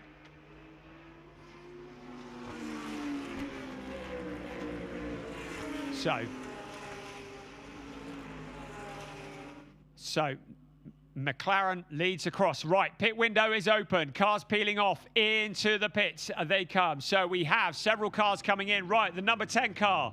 It's Eduardo Kozateng who will be handing over to Julian Hanses. Also in, I should think the Simon Birch will be desperate to get behind the wheel, take over from Leo Pickler. So that's 2 cars into the pits. Also in, Carrie Schreiner getting ready to hand over to Alan Valente. Moritz Viskersham will be handing over to Janis Fitcher. Those are the only 5 cars to blink so far. So the fuel goes in, no tyre changes. They've all been done so far. The only car that will be performing a tyre change will be the number 6 car, Tim Hooter, when he comes into the pits. Number 6 car at the moment into the pits. It does come Tim Hooter to hand over to Storm Yerdrum. There is Eduardo Cositeng. His work is done for the weekend. Back into the garage for FK Performance Motorsport. The leading 9 cars all staying out. Alex Fack, I reckon he was going to stay out as long as possible. I think he's going to stay out quite a lot longer. He's in 9th place. He's gaining track position. Now ducking off. That looks like Wiebelhaus getting ready to hand over to Salmon Vega, maybe trying to do an undercut on the cars around. So who is that coming in as well? Nicholas Callas coming in to hand back over to Max Rice. Alfred Renauer coming back in as Felix Neuhofer will be getting ready to take on the baton in the number 92 car. The cars that have pitted now coming out, having served their pit stops. The dark green P in your graphic indicating that they have taken their stop. So there's Nicholas Callas out of the car. Max Rice getting in for the last time this weekend. Callas having done a great job, now handing the car back over. Other cars in the background coming through. We've still got 7 cars yet to pit. Guillaume de Oliveira still out on track at the moment. The 92 car now with Felix Neuhofer from Team Neuhofer Rennsport. The team that is run by Felix Neuhofer, along with Markus Neuhofer, often associated with Porsche Sports Cup Suisse. Great to have them here in the ADAC GT Masters, running the Porsche. It fires into life. They get ready to come out and rejoin the race. Right, look at this battle that is carrying on. Right, I thought I'd seen Wiebelhaus coming into the pits, but clearly not. It was the other of the Mustangs. So Wiebelhaus is still staying out late. So it was Nicholas Callas, Max Rice that I saw coming in, the other of the Mustangs. So the first 4 not blinking yet. They've still got 6¼ minutes in which to do it. There in the background, Jonathan Scotto has been so quick this weekend, along with Dennis Fetzer, have really not had the rub of the green. Their results yesterday did not reflect the pace. Look at this for pace though. Finn Wiebelhaus lining up Juliana Holzem. Has a look to the inside into the very fast turn 8. Tucks back in behind for the time being. First, second, third, fourth, all running together. All yet to pit. You can see all the cars that have run. The leading pit stopper at the moment, Max Rice in 8th place. Here they come, the first 4, 20½ minutes remaining, 5½ still in the pit window. Right, that is one of the leading cars peeling off into the pit lane. It's Tim Zimmerman who is getting ready to hand over to Leighton Fury, the pole-sitting car, the number 11 FK Performance Motorsport BMW. The team will want to try and get that BMW out onto some open track to maybe try and get an undercut on Guillaume de Oliveira. The driver duo who are second in the championship coming into this race. Championship leaders, Finn Wiebelhaus still out at the moment. The other of the 2 Mustangs in because Jonathan Scotto is in, handing it over to Dennis Fetzer. No major hurries at the moment. Even the short pit stop time, 80 seconds from pit entry to pit exit. So no need for any dramatics. As once again, the 21 car with Janis Fitcher at the wheel this time, just trying to regain some position, but still a long way back from those around. Here's Julian Hanses on Felix Neuhofer. This is for 9th place. Hanses going for the brave outside line, running side by side. That takes a lot of courage, particularly with a wheel touching the dirt. He ducks back in behind. A Code Brown moment for Julian Hanses, but he holds on to that 10th place in the background. Simon Birch didn't know whether to attack or back out of it, I shouldn't think, into the chicane. Look how hard Julian Hanses is hustling that BMW. Simon Birch would love to try and get past both of them. Here comes Leighton Fury out of the pits as well. His pit stop done and dusted. So the number 11 car comes out to rejoin, having taken over Tim Zimmerman. This is a great battle here. The 92 car along with the 10 car and the 14 car. And Felix Neuhofer holding off from immense pressure from Julian Hanses, who's a braver man than I am. Simon Birch there as well. Hanses looking racy out along the long back straight there will come. Is he going to try the same again? Clearly not at all spooked by what went before. Neuhofer defending as best he can, but the mighty turbocharged BMW pulls up alongside. Hanses is now going to try and keep it clean into this corner. This time he eases in front in the BMW. Birch now trying to follow through as well on the wide outside. Julian Hanses under braking. He had to work hard for that 9th place, but he's got it. He's slowed it down into the banked corner. And now Simon Birch trying to emulate. Also there as well, Yanis Fitcher. Great stuff. Great racing. Right, in has come Guillaume de Oliveira. So de Oliveira into the pits. Also Juliana Holzem. So the car that was leading the way into the pits. So Finn Wiebelhaus staying out late in the window. Simon Conner-Prim moves up into 2nd place. Alex Fack into 3rd place, but they are yet to come in. So Guillaume de Oliveira is in. Juliana Holzem. There's Ben Durr, DTM superstar, behind the wheel of the number 7 car, Sandro Holzem. Also going to be jumping into the number 56 BMW. They've got 2 minutes and 10 seconds for the lead trio to come in. I reckoned Alex Fack was going to leave it till late. Remember, his pit stop is going to be 10 seconds shorter than those around him. So we're going to see what the gap is in a minute as we see Ben Durr climbing behind the wheel of the McLaren, yesterday's race winner. You can hear applause in the background. Lots of fans on the roof of the garages looking down on the pit lane. Spectacular stuff here. 16 minutes, 40 seconds remaining of this race.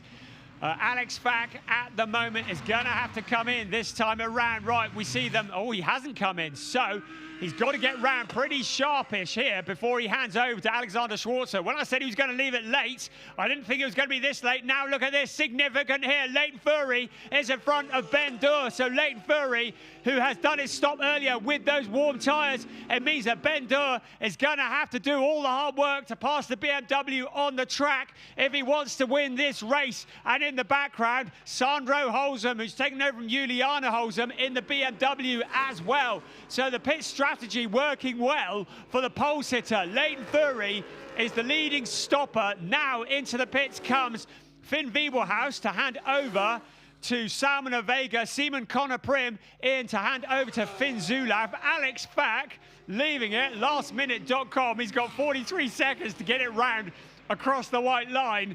He must not come into the pits after the pit window has closed. We see the number 1 car getting service. So now, where will Salman Vega emerge in comparison to Leighton Furry? That's what we're looking at the moment. Leighton Furry is up towards the chicane at the moment.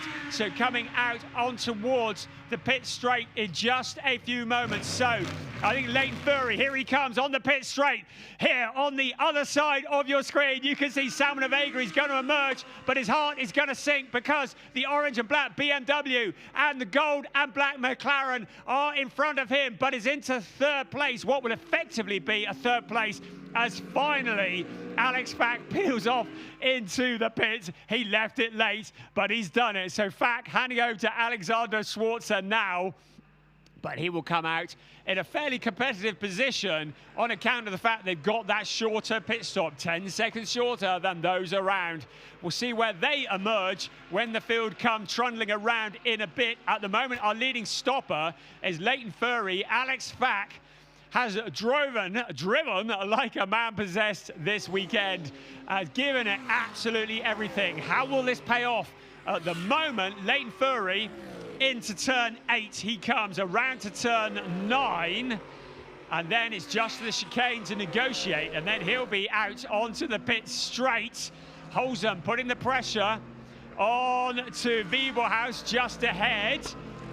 Just keeping an eye on our race leader coming through, or our net leader at the moment. So Schwarzer is moving. Leighton Furry, here he comes, and Schwarzer comes out into the lead. So that shorter pit stop has really paid off for the Pro-Am pairing. Remember, that car has been through the penalty box 3 times already. So Leighton Furry, if he wants to win this race, is going to have to work his way past Alexander Schwarzer. He's got 13.5 minutes to do it. The Pro-Am driver, they took their first ever win, the Pro-Am pairing at the Nürburgring last time out, and what a win it was. But Alexander Schwarzer, he might be bronze rated in the FIA driver categorization, but he is no slouch.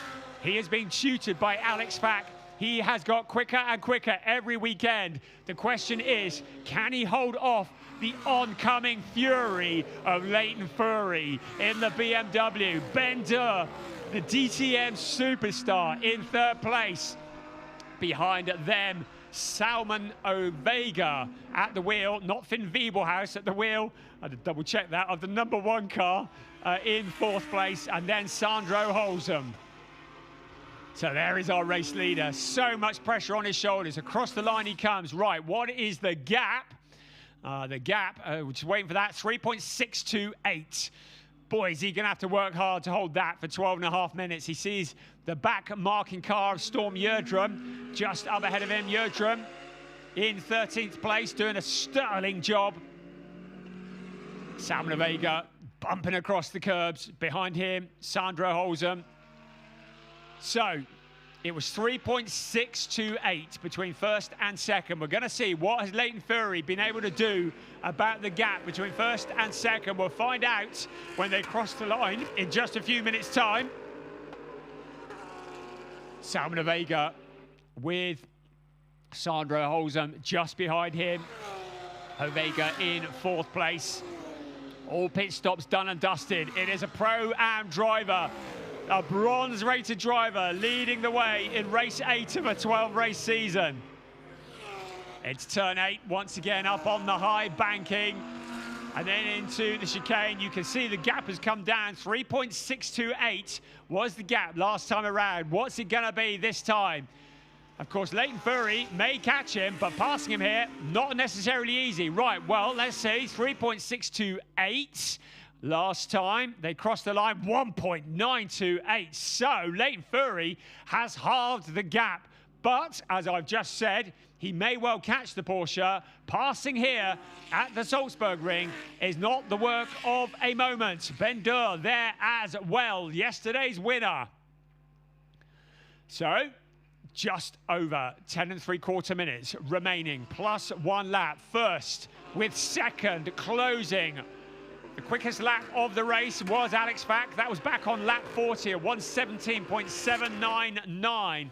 The last lap from Alex Schwarzer was a 1:19.916, so some 2 seconds slower than his co-driver.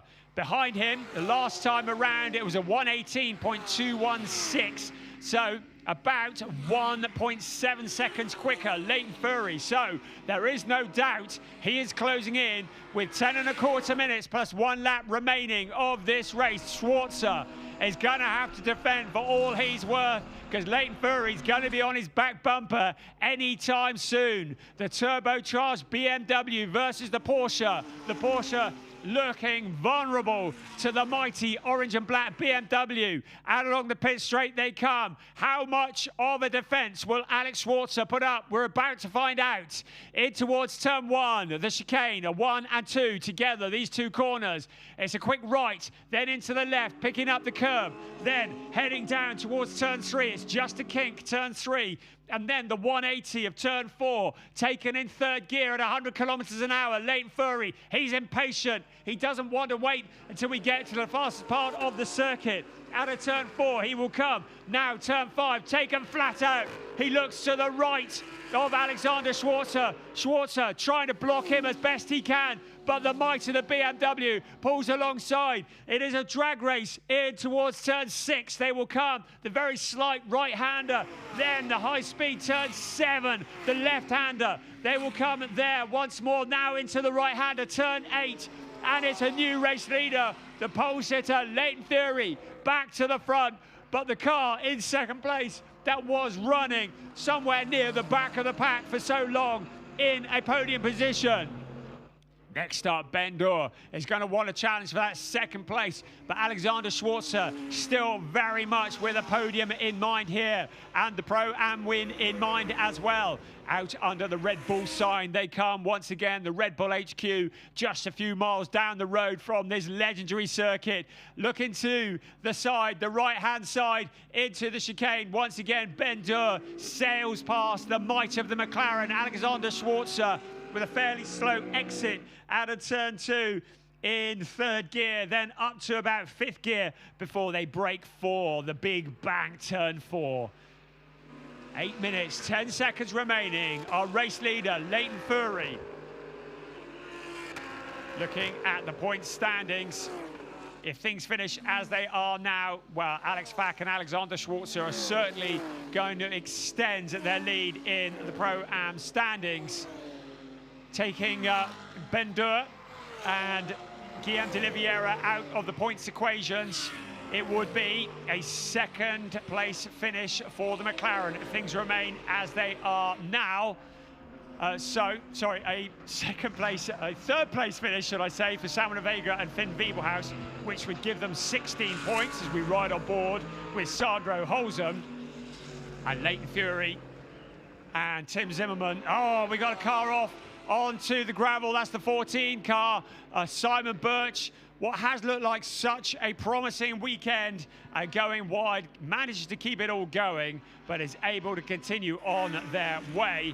So it would be a 4-point gap between 1st and 2nd in the championship if things remain as they are now. We've still got 7 minutes plus 1 lap remaining of this race. So we would head into the Red Bull Ring with a 4-point gap between Simon Vega, Finn Wiebelhaus, and Leighton Fury and Tim Zimmerman. 3rd place, Leo Pickler and Simon Birch down in 10th place at the moment. That's not what they had in mind when they got out of bed this morning. 6.5 minutes remaining.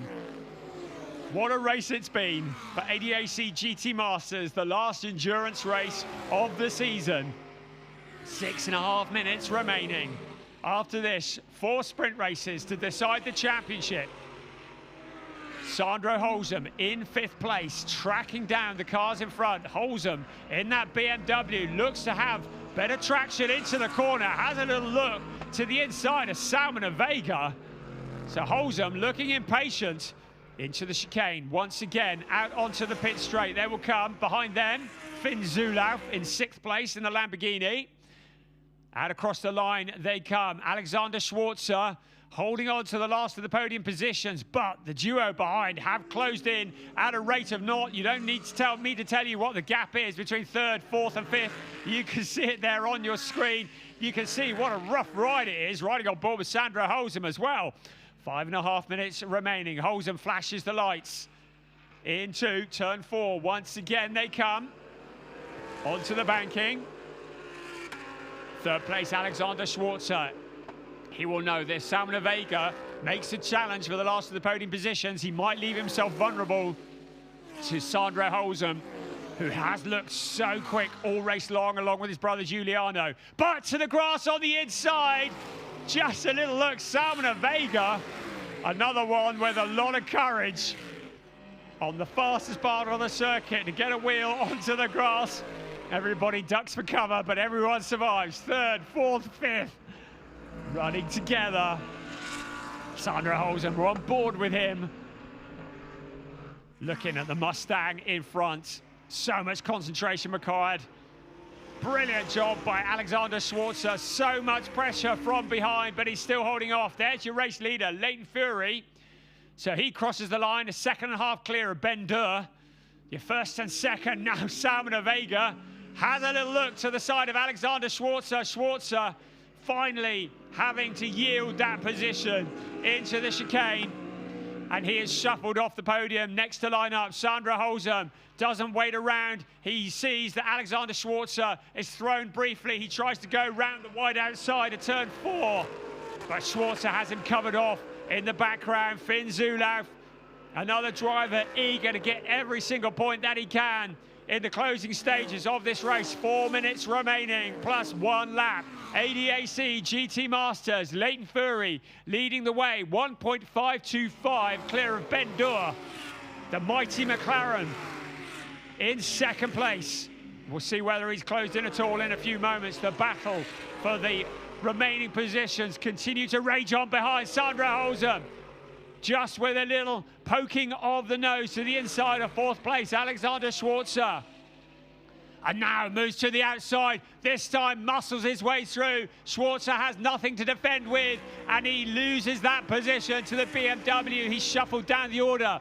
He's still going to be the winner in the Pro-Am race, though. Across the line come the first 2 cars. The gap has stayed pretty well exactly the same between first and second. Salman Vega in the last of the podium positions, now breaking clear of the battle behind. But Ovega is some 6.4 seconds back from the duo in front of him. So the fight continues. Schwarzer now getting mugged by Finn Zulauf.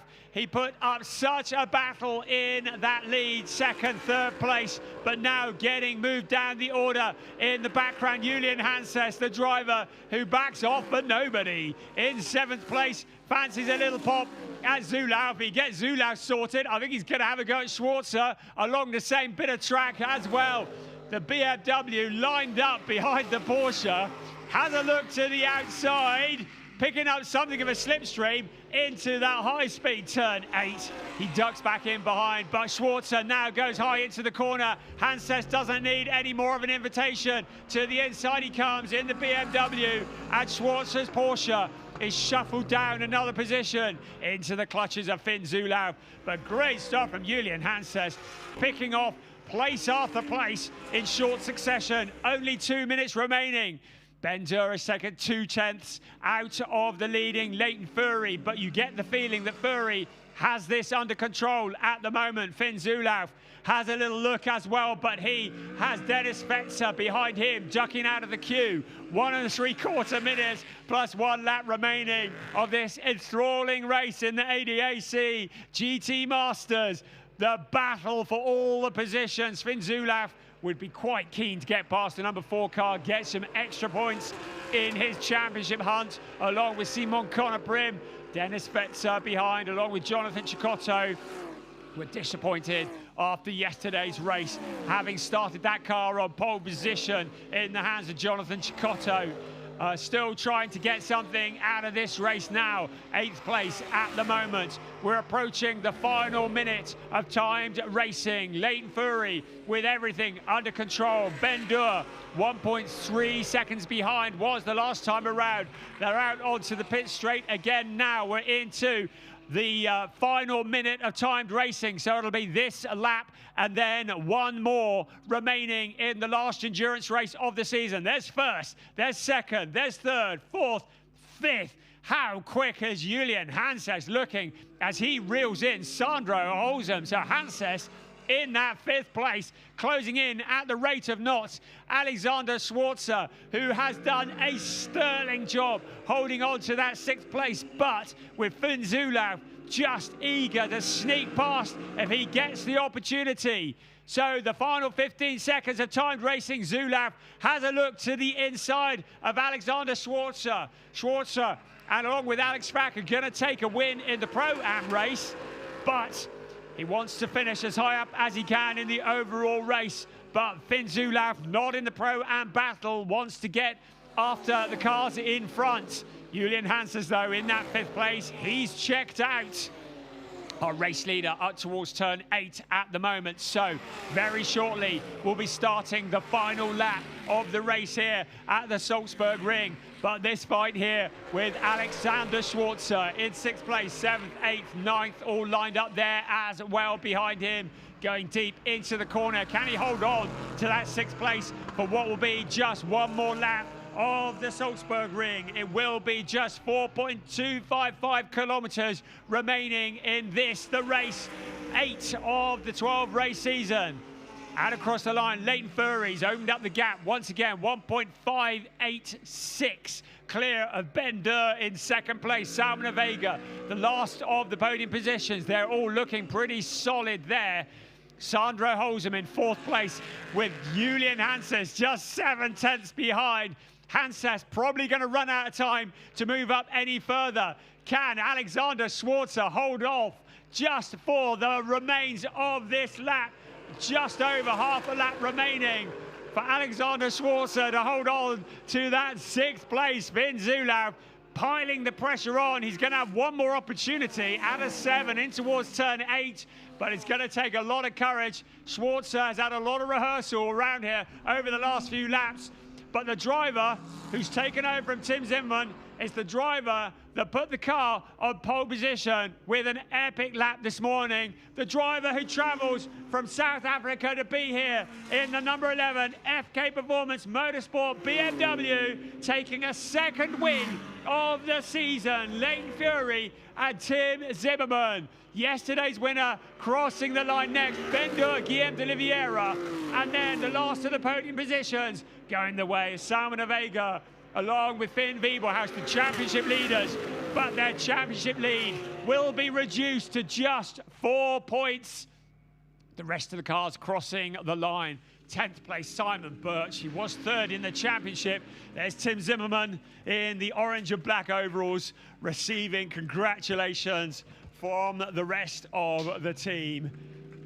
We knew the BMW was going to be strong. They were so frustrated yesterday. They had a lot of pace in the FK Performance Motorsport BMW in testing on Thursday. There was a lot of rain on Friday, washed the track clean, and then yesterday, I was talking to Leighton Fury. He said, we just lost our pace. We don't know where it went, but we couldn't find it. He said, but we are going to find it. And FK Performance Motorsport are going to work on it until they have found it. They did that. He proved that this morning with a pole position, and now he's turned that into a 2nd win in ADAC GT Masters with Tim Zimmerman here at the Salzburgring. Guillaume de Oliveira, Ben-Dur, guesting this weekend for Dur Motorsport. 2nd, Finn Wiebelhaus, Salman Vega, championship leaders in 3rd.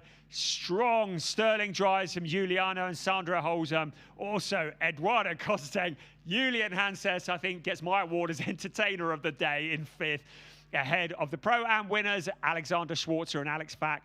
Finn Zulauf as Simon Conner-Prim in 7th, ahead of Jonathan Chicotto, Dennis Fetzer, then Max Rice, Nicholas Callas. They will not be happy with 9th place. Neither will Leo Pickler and Simon Birch. They are ahead of Carrie Schreiner and Alan Valente. Alfred Renauer and Felix Neuhofer, and all of that did not finish the race. They recorded a non-finisher. While that was going on, a couple of laps ago, retired the number 92 car. Then Storm Yerdrum, along with Tim Huter. Great job from him and them. Certainly Storm on his debut ahead of Janis Fitcher, who has scant consolation along with Moritz Verskirchen. The number 21 SR Motorsport by Schnitzeland Mercedes has looked dialed in, and certainly a 14th place as a result of that contact with the FAC Autotech Porsche is not what they had in mind today. And then, of course, our only non-finisher, Emil Yerdrum, along with Jonas Karklees after that fairly monumental accident. Pleased to say that everybody is well, though, despite the big crash. There's Tim Zimmerman coming to congratulate his co-driver, Leighton Fury, a 2nd ever win in GT Masters. Well, the points that you see on your screen there, I don't think they take into account the fact that Ben-Dur in 2nd place and Guillaume de Oliveira are guest drivers, so they don't score points. So my calculations are that there's just a 4-point deficit, but it is very much subject to confirmation. For Tim Zimmerman, this is his 4th win in GT Masters. He won back in 2022 at the Salzburgring. He won in 23 at Hockenheim, and he won along with Leighton Fury at Zandvoort earlier this year. The rest of the points just scrolling through. But check out the ADAC GT Masters website for confirmation of points before heading to the Red Bull Ring tomorrow. But I do believe that Ben-Dur and Guillaume de Oliveira do not score points on account of being guest drivers here this weekend. It means that everybody else shuffles up a place, and that could be very significant to Salman Vega and Finn Wiebelhaus when all is done and dusted at the end of the season. And there is Ben-Dur the driver who crossed the line second in DTM at the Sachsenring a couple of weeks ago, but had it cruelly taken away from him on what many would describe as a technicality. Still waiting for that first confirmed pole position in DTM. He congratulates Guillaume de Oliveira. What a great partnership they turned out to be. So into Parc Fermé they come, and they will await before they head up on to the podium in just a few minutes. So peace falls at the Salzburgring. We've been looking forward to this for such a long time, and we have just anticipated great racing here at the Salzburgring. Very much an unknown quantity. I think it's a track that has caused the drivers to really respect it. I think we've discovered that Salzburgring bites hard, and I think Emil Erdrum and indeed Nico Handke would testify to that. I do hope we can return here again, because it has been thoroughly entertaining for the ADAC GT Masters. And of course, we remain at the high altitude at the Red Bull Ring in just a few days' time.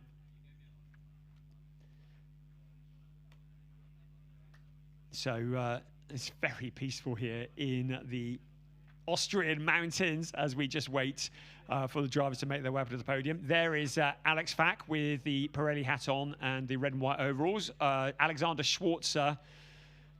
And just talking to Alex Fack yesterday, you know, he was saying Alexander Schwarzer is just gaining so much speed. Surely there may come a time when Alexander Schwarzer will gain silver status in the FIA ranking. There, Finn Wiebelhaus, Samuel Vega, inspecting the front of the Mustang.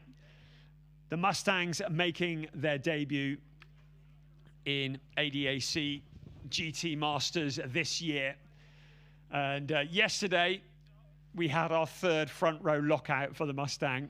And Tim Zimmerman and Leighton Fury, well, Leighton Fury in qualifying, certainly ruining that. So there's your classification, and I believe that is the points with the Durr Motorsport McLaren left in the standings. But check out online. The summary is that we go into the Red Bull Ring in just a few days' time with very little between first and second. And 25 points for a win, 20 points for a second. You get the feeling this championship is going to go all the way down to the wire. The new names on the trophy last year was Tom Callender, along with Elias Seppänen, who took the title, and Elias Seppänen becoming the first driver ever to win back-to-back titles in ADAC GT Masters. Tom Callender, of course, we now see in DTM. Elias Seppänen at the moment racing in Asia, but I really hope we're going to see him on the German racing scene before too long. So it will be at least one new name on the trophy this year, and maybe two if Leighton Fury and Tim Zimmerman have their way. So the teams gather now, just waiting below the podium here in the late afternoon sunshine here in Austria. We are very close to Salzburg, only about a half-hour drive from the Salzburg airport, about 10 kilometers east of the city, a city that was very loud last night. Lots of celebrating going on in the various bars. And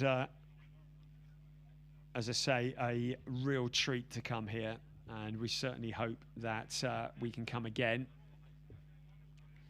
Taking a little bit of time for the drivers to get themselves onto the podium. They're a little way up there, you know. They've got to climb up lots of steps to get there. It's been a big crowd here this weekend as well. And you look over at the grass bankings, looking down on parts of the circuit, and a sea of supporters, all cheering, all entertained. Part of the ADAC race weekend. We've had all manner of cars a motorsport enthusiast's dream here. Right, the dulcet tones of Toby Shimon can only mean one thing. Thanks for sticking with it.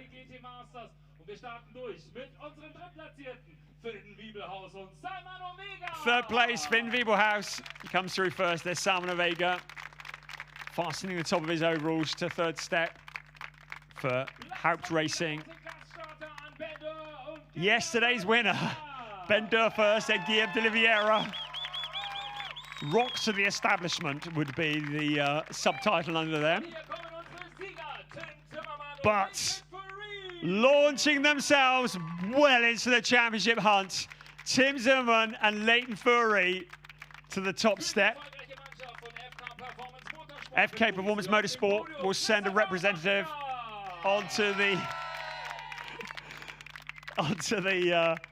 podium as well. They had to work hard to find the pace. They found it. Right, our Pro-Am winners, Alexander Schwarzer and Alex Fack. Team Alex must have a warehouse with the number of trophies they've picked up just in GT Masters alone.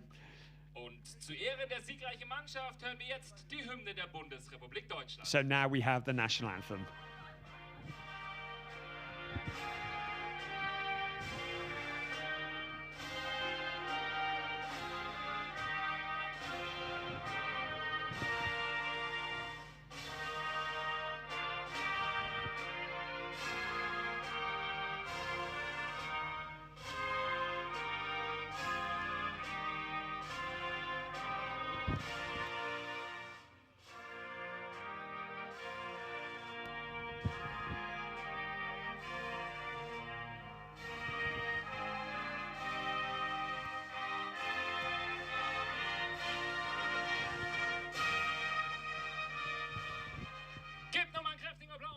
Podium hier auf dem Salzburgring.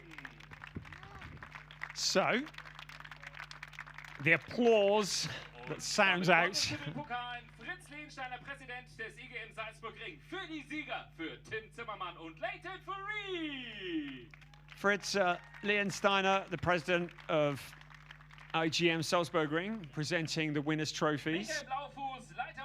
Michael Blaufuss, head of Motorsport, Pirelli Germany, a regular face on the podium, presenting the second place trophies to Ben Durr and Guillaume de Oliveira. Vorhin hat sie uns akrobatisch die Checkered Flag gebracht. Jetzt hat sie die Pokale in der Hand. Unsere Fallschirmspringerin, Weltmeisterin Sophie Grill. And fantastic, Sophie Grill, the parachutist who dropped the checkered flag before the race started, stuck around and is presenting the third place. Great to have Sophie here. A spectacular entry into the circuit as well. The remaining trophies handed out to FK Performance Motorsport. And then Fritz Lehnshteiner is going to present the Pro-Am trophies as well. Alex Fack, Alexander Schwarzer. They stick that lot on eBay, they make a fortune. So, dann rutscht gerne zusammen auf dem Podium für unser abschließendes Siegerfoto. Wow, what a way to make a debut at the Salzburgring. It has been a spectacular weekend. I have utterly enjoyed it. I do hope you have too. The last endurance race of the season. The champagne corks explode into the air. They need to get those race suits into the wash because it's only going to be a few days before we reconvene at the Red Bull Ring for the next race. 4 sprint races remaining this season.